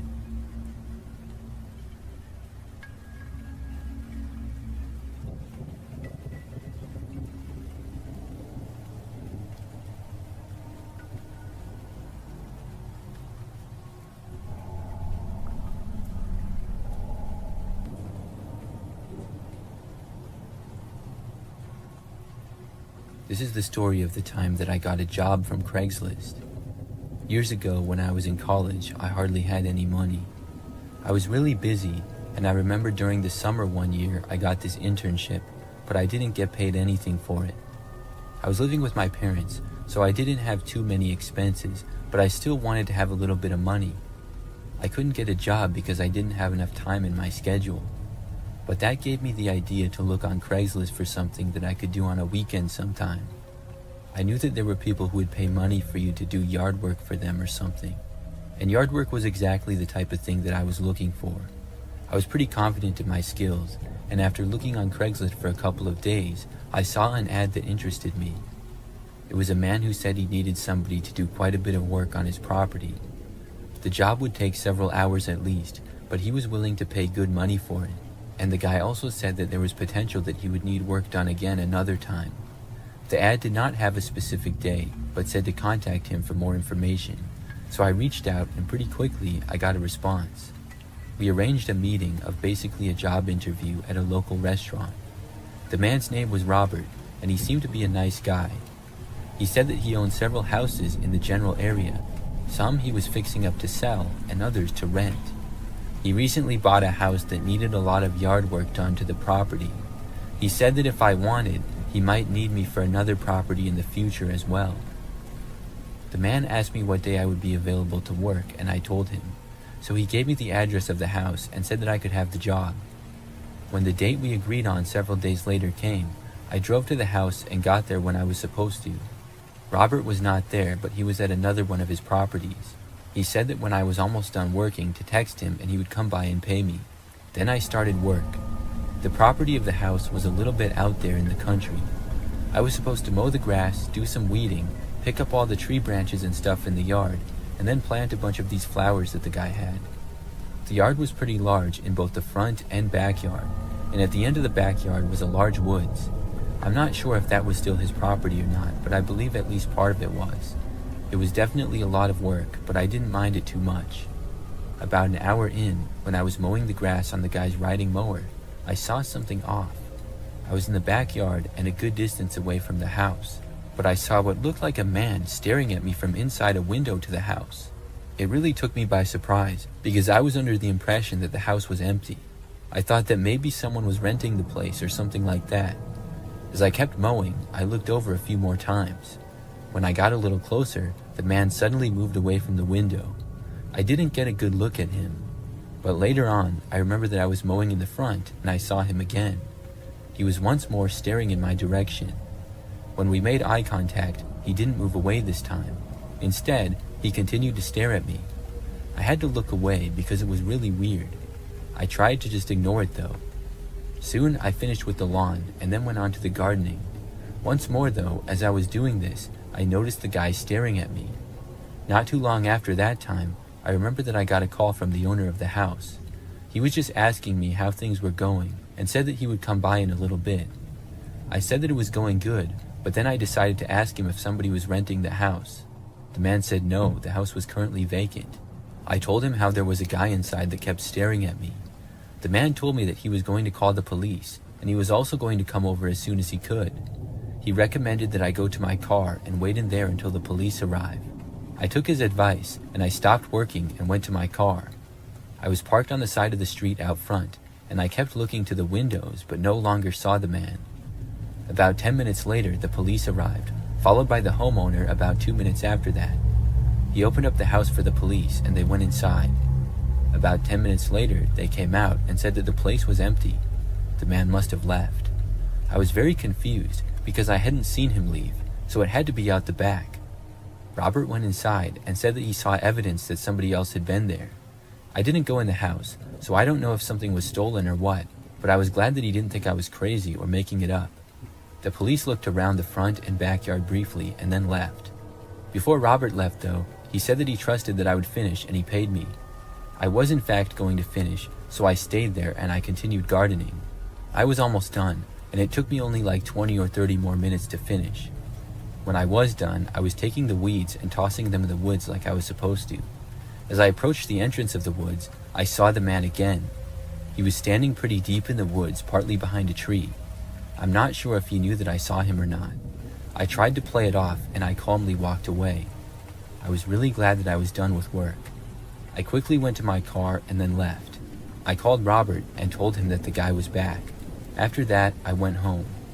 I'm not sure who that guy was or how he got into the house, but that was a really creepy experience.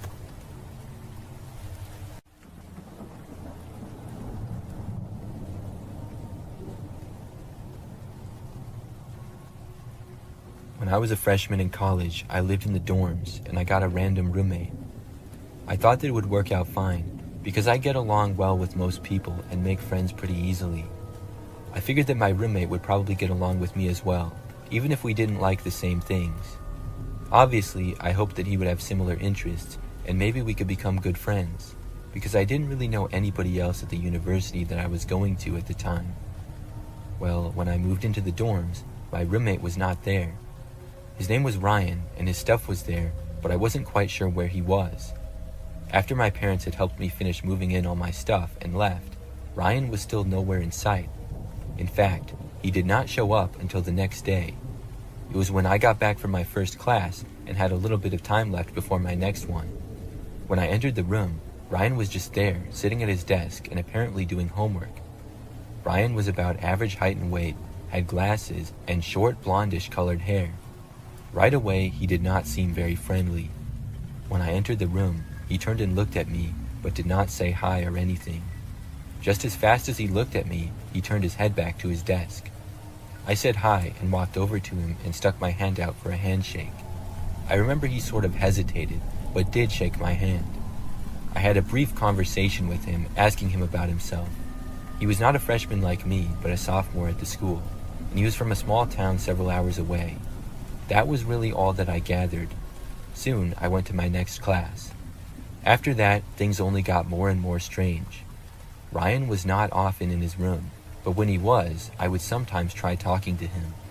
He would usually give me very short answers and never ask me anything about myself. I thought maybe he was just shy or uncomfortable around other people, but at one point, he told me in a very stern way to stop talking to him and to not talk to him anymore. It was pretty rude, and I no longer felt like he was just a shy kid, but a kind of rude one. Still, I didn't want it to be a terrible semester, so I chose not to argue or anything. I decided to just let him be on his side of the room, and I would do my thing on my side. As the weeks went on, Ryan would be gone for sometimes days at a time. I would wake up and he would just be gone. Then when it would be nighttime, he still wouldn't be there, and I wouldn't see him for several days. Then, typically, he'd just walk into the room like nothing happened, or I'd come back and he'd already be there. I never bothered to ask him where he was though, knowing that he didn't want me talking to him. I remember at one point, on one of the days that he was at the dorm, he left sometime in the evening. Hours later, at probably like 11 o'clock at night or so, I remember I heard talking in the hallway. It got louder, and I realized that two guys were arguing. I recognized Ryan's voice to be one of them.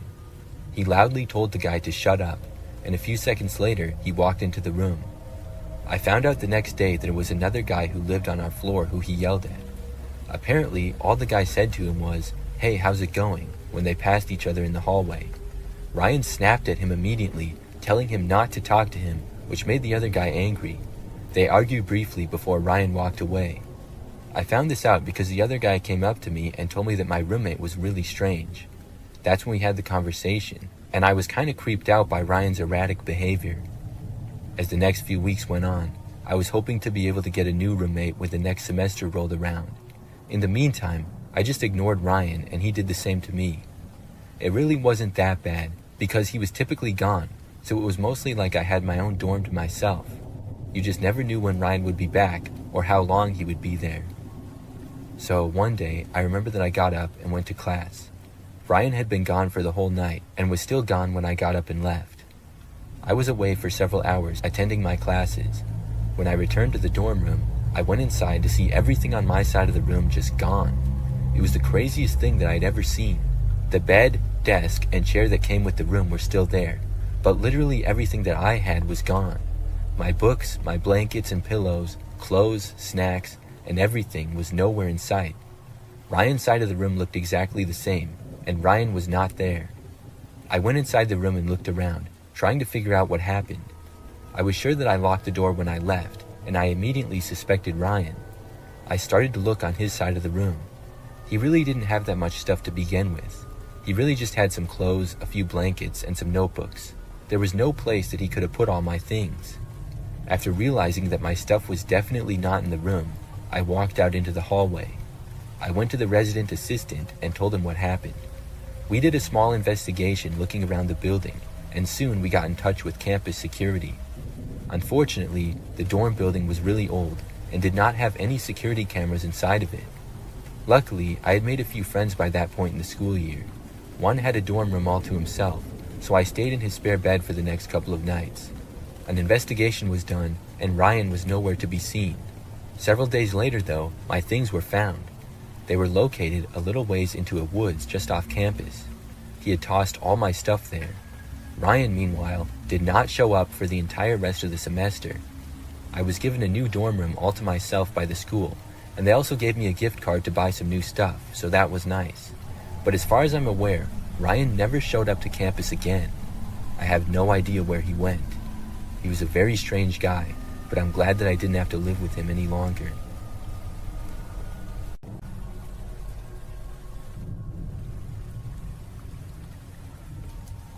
For a while when I was younger, I had a roommate. We shared a small 2-bedroom house together just outside the city. I didn't know the guy until I moved in, but I didn't have any money and I needed a roommate to afford renting the house, so that was the only reason that I lived with him. We both paid half the rent of the house, and the place was not very nice and pretty cheap. The guy's name was Ben. When we first moved in, we seemed to get along decently. For the first few days, we mostly just stayed in our own rooms or were gone at work. I did run into him in the kitchen once and we talked briefly. He seemed alright. However, about a week or two into living there, and one night I was awoken to the sound of somebody banging on my bedroom door. It was loud enough to wake me, and it continued, so I called out asking who was there. I figured that it had to be Ben, because who else would be in our house? The knocking stopped at that point, but nobody responded to me. So I got up and I walked over to the door, but when I opened it, nobody was there. I looked down the hallway and Ben's door was shut. I figured he had done it, but I didn't know why. Maybe it was a prank. He just didn't seem like the type of guy to pull that kind of a prank though. I went back to bed at that point. When I got up, Ben had already left for his job, and I forgot to talk to him about it anyways. But the next night, basically the same thing happened again. I once more was awoken in the wee hours of the morning to a banging on my bedroom door. This time I was more frustrated, and I called out, "What?" The knocking stopped, and I got up and ran to the door and opened it. When I got there, nobody was in the hallway again, but I looked and saw Ryan's door closing. I went over and knocked on the door, but he didn't answer. I asked what his deal was, but he still said nothing. I thought about barging into the room and giving him a piece of my mind, but I decided not to. I just walked back to my room and returned to sleep. Maybe Ryan was a sleepwalker and that was the explanation. Although sleepwalkers don't generally act that way as far as I'm aware. They're not called sleep pranksters. So the next morning, I wanted to confront Ben, but once more he was gone when I woke up. That night, again, I was awoken to a knocking. This time, I got right out of bed and marched over to the door and opened it. When I did, Ryan was standing right there on the other side. He looked at me, and I asked him what his problem was. Ryan then shoved me backwards before running off to his room. I went after him and tried opening his door, but it was locked. I banged on it for a while, but he didn't answer. So then, I just went back to bed again. I was planning on finding a way to move out as soon as possible. The next morning, Ben was not gone yet. When he left his room shortly after I got up, I confronted him. I asked him what on earth he was doing. Ryan said flat out that he didn't like me and he didn't want to live with me. I told him that I was going to move out as soon as humanly possible. Within a few days, I had found an apartment and moved there, which was good because I didn't like living in that house anyways. The apartment was more comfortable. In the meantime, Ryan did not bang on my door at all for the last few nights that I lived there. Looking back, Ryan was definitely a strange guy. I'm not sure if he was trying to scare me out of living there or what. He could have just told me that he wanted me to move out and we could have handled it like men. There was no reason for the crazy nonsense that he did. I'm glad that I found an apartment so quick.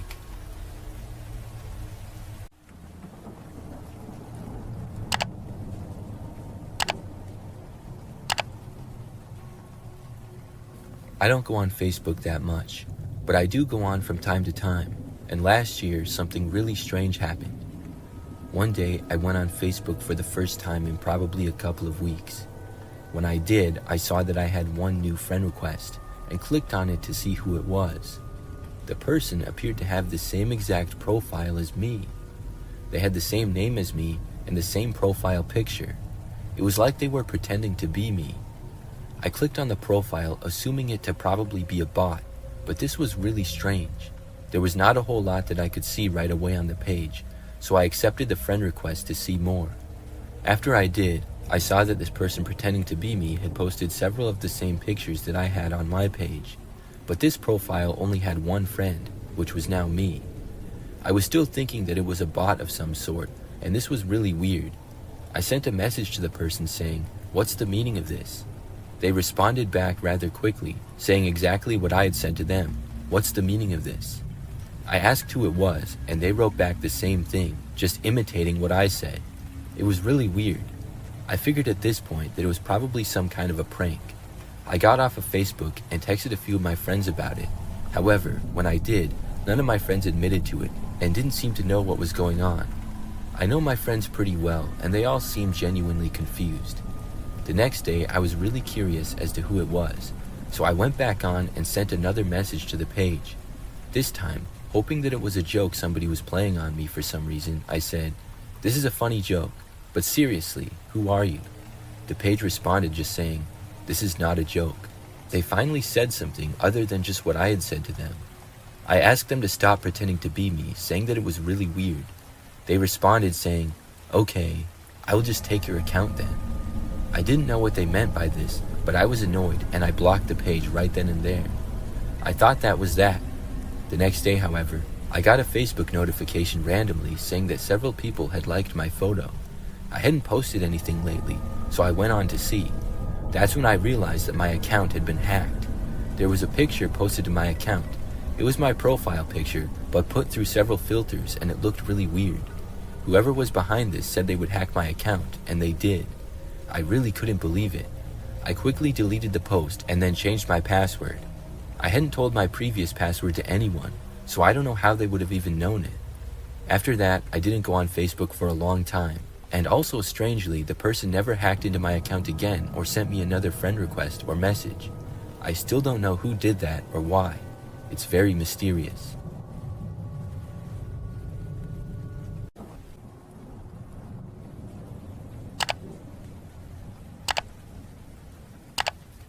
The house my husband and I have lived in for a while now has an Airbnb next door as neighbors. It has been operating for close to a year now as an Airbnb.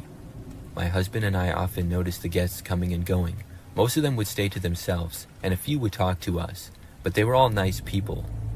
However, one night in late September, we encountered some creepy guests who were staying at the Airbnb. It was a warm evening, and we were settling down to watch a movie when I noticed movement outside. I glanced out the window and saw a younger-looking couple in the Airbnb's backyard. They seemed to be setting up something odd with candles and laying other things down on the ground. I showed my husband, and we both agreed that it was strange.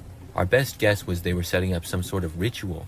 However weird it was, everyone has their own unique hobbies, and who were we to judge what they wanted to do with their time at the Airbnb? We watched them for a while, unable to tear our eyes away. Firstly, it was just fun to watch, but also, we wanted to make sure that nothing extremely creepy was going on. They took a while to set up, so eventually we got bored and went back to watching our movie. Before going to bed, I checked out the window to see if the young couple was still out there. They still appeared to be just hanging out with whatever stuff they had set up, so I dismissed it and went to bed. In the middle of the night, I was gradually awoken by sounds coming through our bedroom window that was open for air. I could hear soft murmurs outside, low and rhythmic. I glanced at the clock, which showed that it was past 2 a.m. now. I woke up my husband, and we went to check out why the neighbors were still up at this time. We got out of bed and made our way to the back of the house and looked out the back window towards the backyards. Surprisingly, this time the young couple was in our backyard, standing and making strange movements in the flickering candlelight. It appeared they were doing whatever ritual thing they had set up earlier. What was even stranger was there were some lights in the woods, which were way out on the property away from our house. I guess the couple had set up some candles way out in the woods as well, but I wasn't sure. It didn't make sense. Somehow, it felt scarier to go outside and confront the couple about being on our property, rather than just let them continue what they were doing. We double-checked the house, locking all our doors and windows just in case before going back to bed. The next morning when we woke up, we cautiously walked into our backyard, checking to see if anything was damaged. It looked like the couple from the Airbnb had already left, since their car was gone. Everything was normal in our backyard, thankfully, besides a note that we found in the middle of the lawn pinned down by a rock. I bent down and picked up the small piece of paper and unfolded it to read it. It read, "Thank you for your participation. You have been blessed. Nothing major happened to us in our yard that night, but it was just really creepy in general. We left a message with the owner of the Airbnb, recommending not to let that young couple stay in again in the future if they tried to."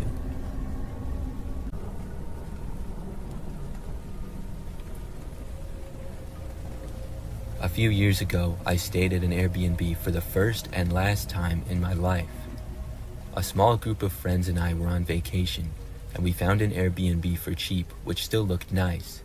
It was nice because we didn't need to have any interaction with the host, since it was just a lockbox on the door with the key. The host had texted us the combination to get the key from the box, and we were able to let ourselves inside. Once inside, we got settled in and started making dinner. The house was pretty nice, just like we thought.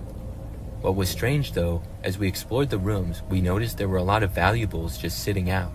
For example, one of the rooms had a PS4 plugged in, and in a drawer in another room, there was some car and house insurance things, as well as some cash in a wallet. We thought it was strange how trusting the host was of random people staying in his place not to steal anything. We weren't planning on taking anything, but I'm sure there's some people who wouldn't think twice about it. Anyways, later that night after eating, we checked out the rest of the place, picked our bedrooms upstairs, and eventually checked out the basement. As we explored the large basement, we came across a door that was locked. The door being locked itself wasn't anything strange, but the fact that many valuables were left laying around in the house made us think, if none of the valuables were behind the locked door, what would the door need to be locked for, and what was behind it? Anyway, we continued with the rest of the night and went to bed at a good time since we had to be up early the next day. In the middle of that night, while sleeping in my bedroom upstairs, I was woken up with the urge to pee. I tried to go back to sleep, but it was bad enough to keep me up and I had to go to the bathroom. As I got out of bed and approached the door, I heard some movement out in the hallway. It sounded like somebody was shuffling down the carpeted hallway. I opened up my door to continue towards the bathroom, expecting to see one of my friends awake also trying to use the bathroom. When I opened my door, however, I saw someone at the end of the hallway opening a different door and look inside. I immediately could tell that this was not one of my friends based on the shape of the figure. I flipped on the light switch for the entire upper hallway, which was thankfully right near me. I screamed loud enough to wake up all my other friends as I saw a man at the end turn towards me with a look of surprise on his face. I was worried that he was going to attack someone, but thankfully, he seemed more ashamed and upset at getting caught snooping around the house and looking into our rooms. Turns out, he was the host of the Airbnb we were staying at. He tried to explain what he was doing here in the middle of the night, saying he was looking for some tools that he had left behind and needed for the morning. It wasn't a very convincing argument. After more questioning of the guy, we also found out he had been living in the locked room in the basement the whole time we had been there, even though he said we had the whole place to ourselves. Needless to say, all my friends and I are very certain that this guy was a creep and had probably been doing this to guests for years. On the bright side, at least he wasn't violent or aggressive, because we realized how much worse the situation at night could have been. I'm not certain what legal consequences this guy was faced with, but he did lose his right to rent out places at least.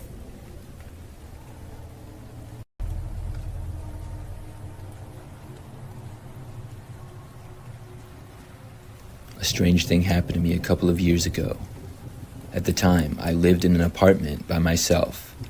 It was a 1-bedroom, 1-bathroom place, and I lived on the second floor of the building. Overall, the apartment was not the nicest, and it didn't have that many units in it either.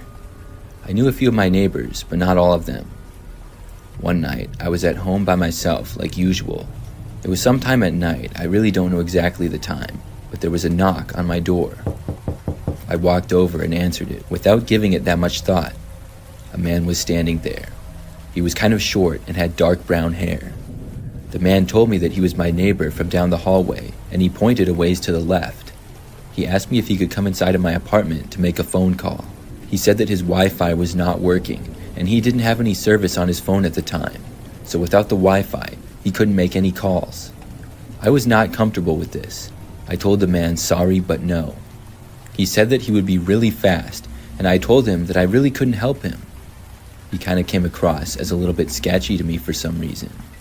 The man turned to walk away, and I closed my door. I was really curious afterwards. I had never seen the man before, and had seen most of the people who lived in the building because it wasn't all that big.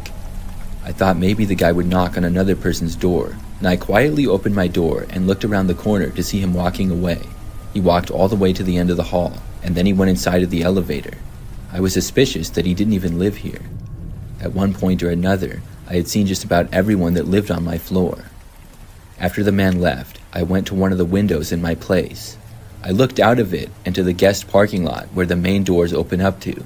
Now, there are assigned parking spaces for all the residents, and those are under the building. There's a small guest parking lot with like 10 spaces out front. I saw the man leave the building and then walk to an older looking car in the guest parking lot and drive away. He definitely didn't live here. So why would he lie to me and claim that he did? I didn't know, but the fact that he wanted me to let him inside of my apartment kind of creeps me out. He certainly made up the whole story about his Wi-Fi being down and him not having any cell phone service. I'm not sure how he got into the building in the first place, but most likely somebody else let him in when they were entering. After that night, I never saw him again. That pretty much confirmed to me that he didn't live there. I'm really glad that I didn't let him inside of my apartment.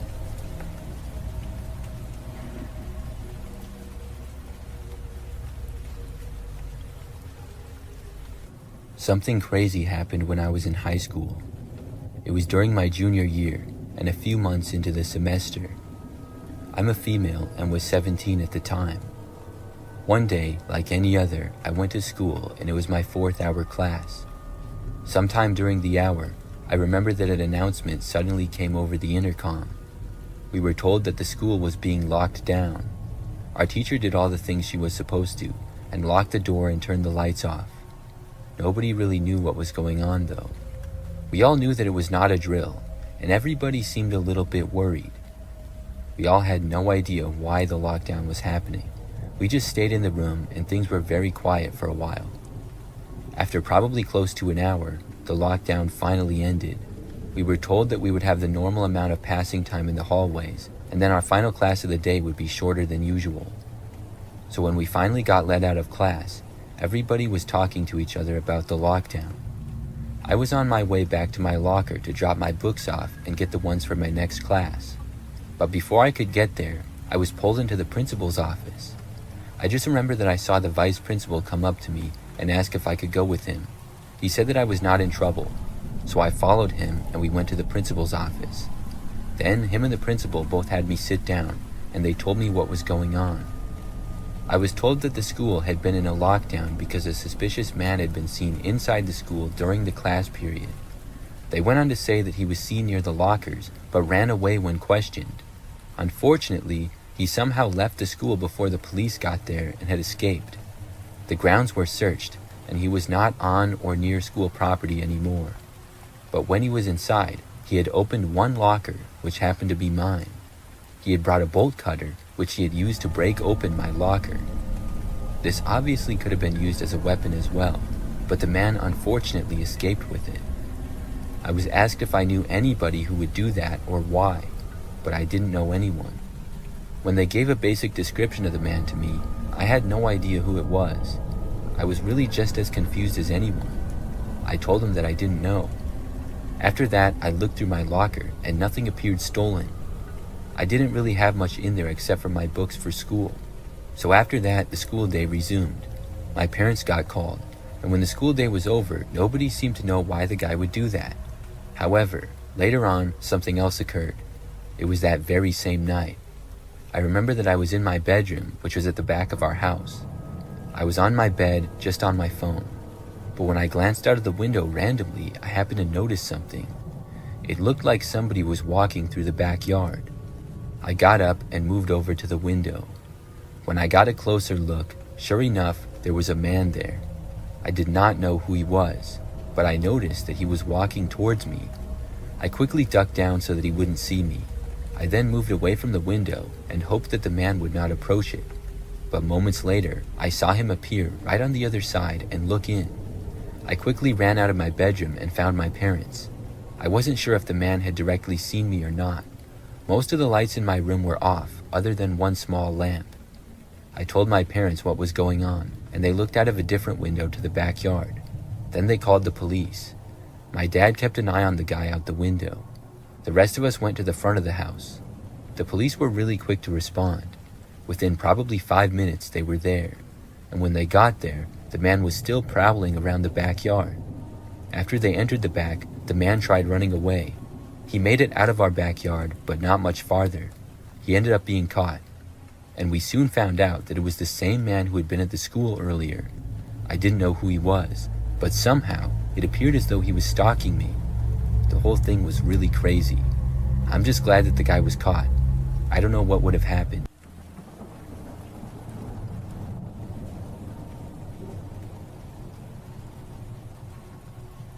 A couple of years ago, I bought a gaming computer on Facebook Marketplace. I've been wanting to buy one for a while, and I knew that they're typically very expensive. So that gave me the idea to go on Facebook Marketplace and look for a used one. After several days of looking, I found one that I wanted. I decided to reach out to the seller and ask a little more information about it. The seller was a guy named Jeremy. We went back and forth a little bit, and I decided that I wanted to buy it. It was a pretty good deal, so we agreed on a day that I would go over and get the computer. It also came with a monitor, keyboard, and mouse as well. So after I bought it, I took it home, set it up, and started using it. I was happy with my purchase, and I used the computer for the next week and a half. Then I got another message on Facebook from Jeremy. He said that he wanted his computer back. I was really confused when I saw this, because he had just sold it to me like a week before. He said that he changed his mind and wanted it back now. I didn't want to return it. I liked the computer, and I had already installed several games and other programs on it. I told Jeremy no, I wasn't going to return it. Then Jeremy said that he would give me a certain amount of money for it. The funny thing is that the amount he offered was less than I paid for the computer by a few $100s.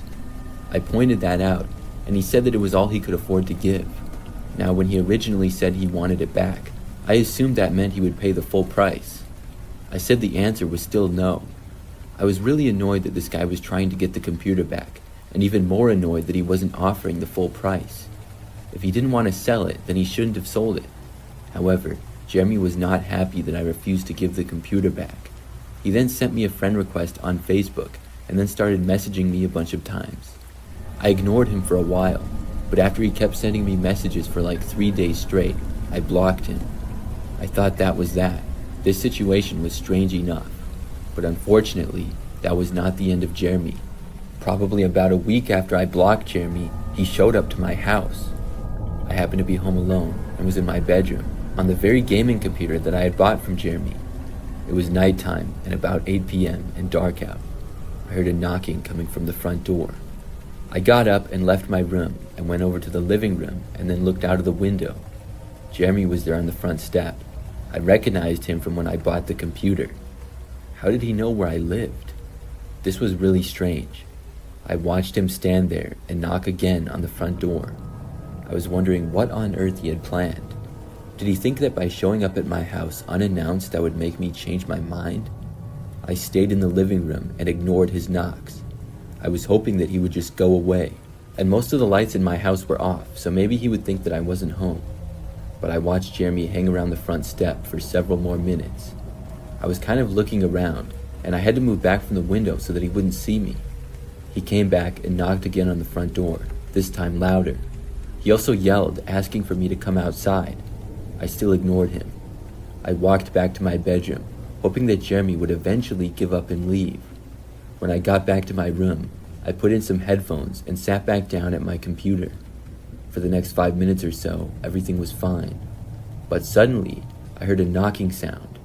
I took out my headphones and looked to the direction of my window. Jeremy was standing there, looking into my bedroom. I got up and ran over to the window and closed the blinds. Jeremy started yelling at me, but I couldn't really hear what he said very well. I left my bedroom and went back towards the living room. By that time, Jeremy had made his way back towards my front door. Then he started banging on it again. I went over to the door and shouted to him that I was going to call the police. Jeremy yelled at me to give the computer back. Then I called the cops. I told them what was going on, and Jeremy still wasn't leaving, and he continued to stay there, even after I got off the phone with the police. But unfortunately, he finally left just moments before the cops got there. I talked to them, gave them a description of Jeremy, and told them my side of the story. After that, the police left and said to call back if Jeremy ever returned. I was afraid that he would, but luckily he didn't. I still have a hard time believing how crazy it was, and I can't believe that that actually happened.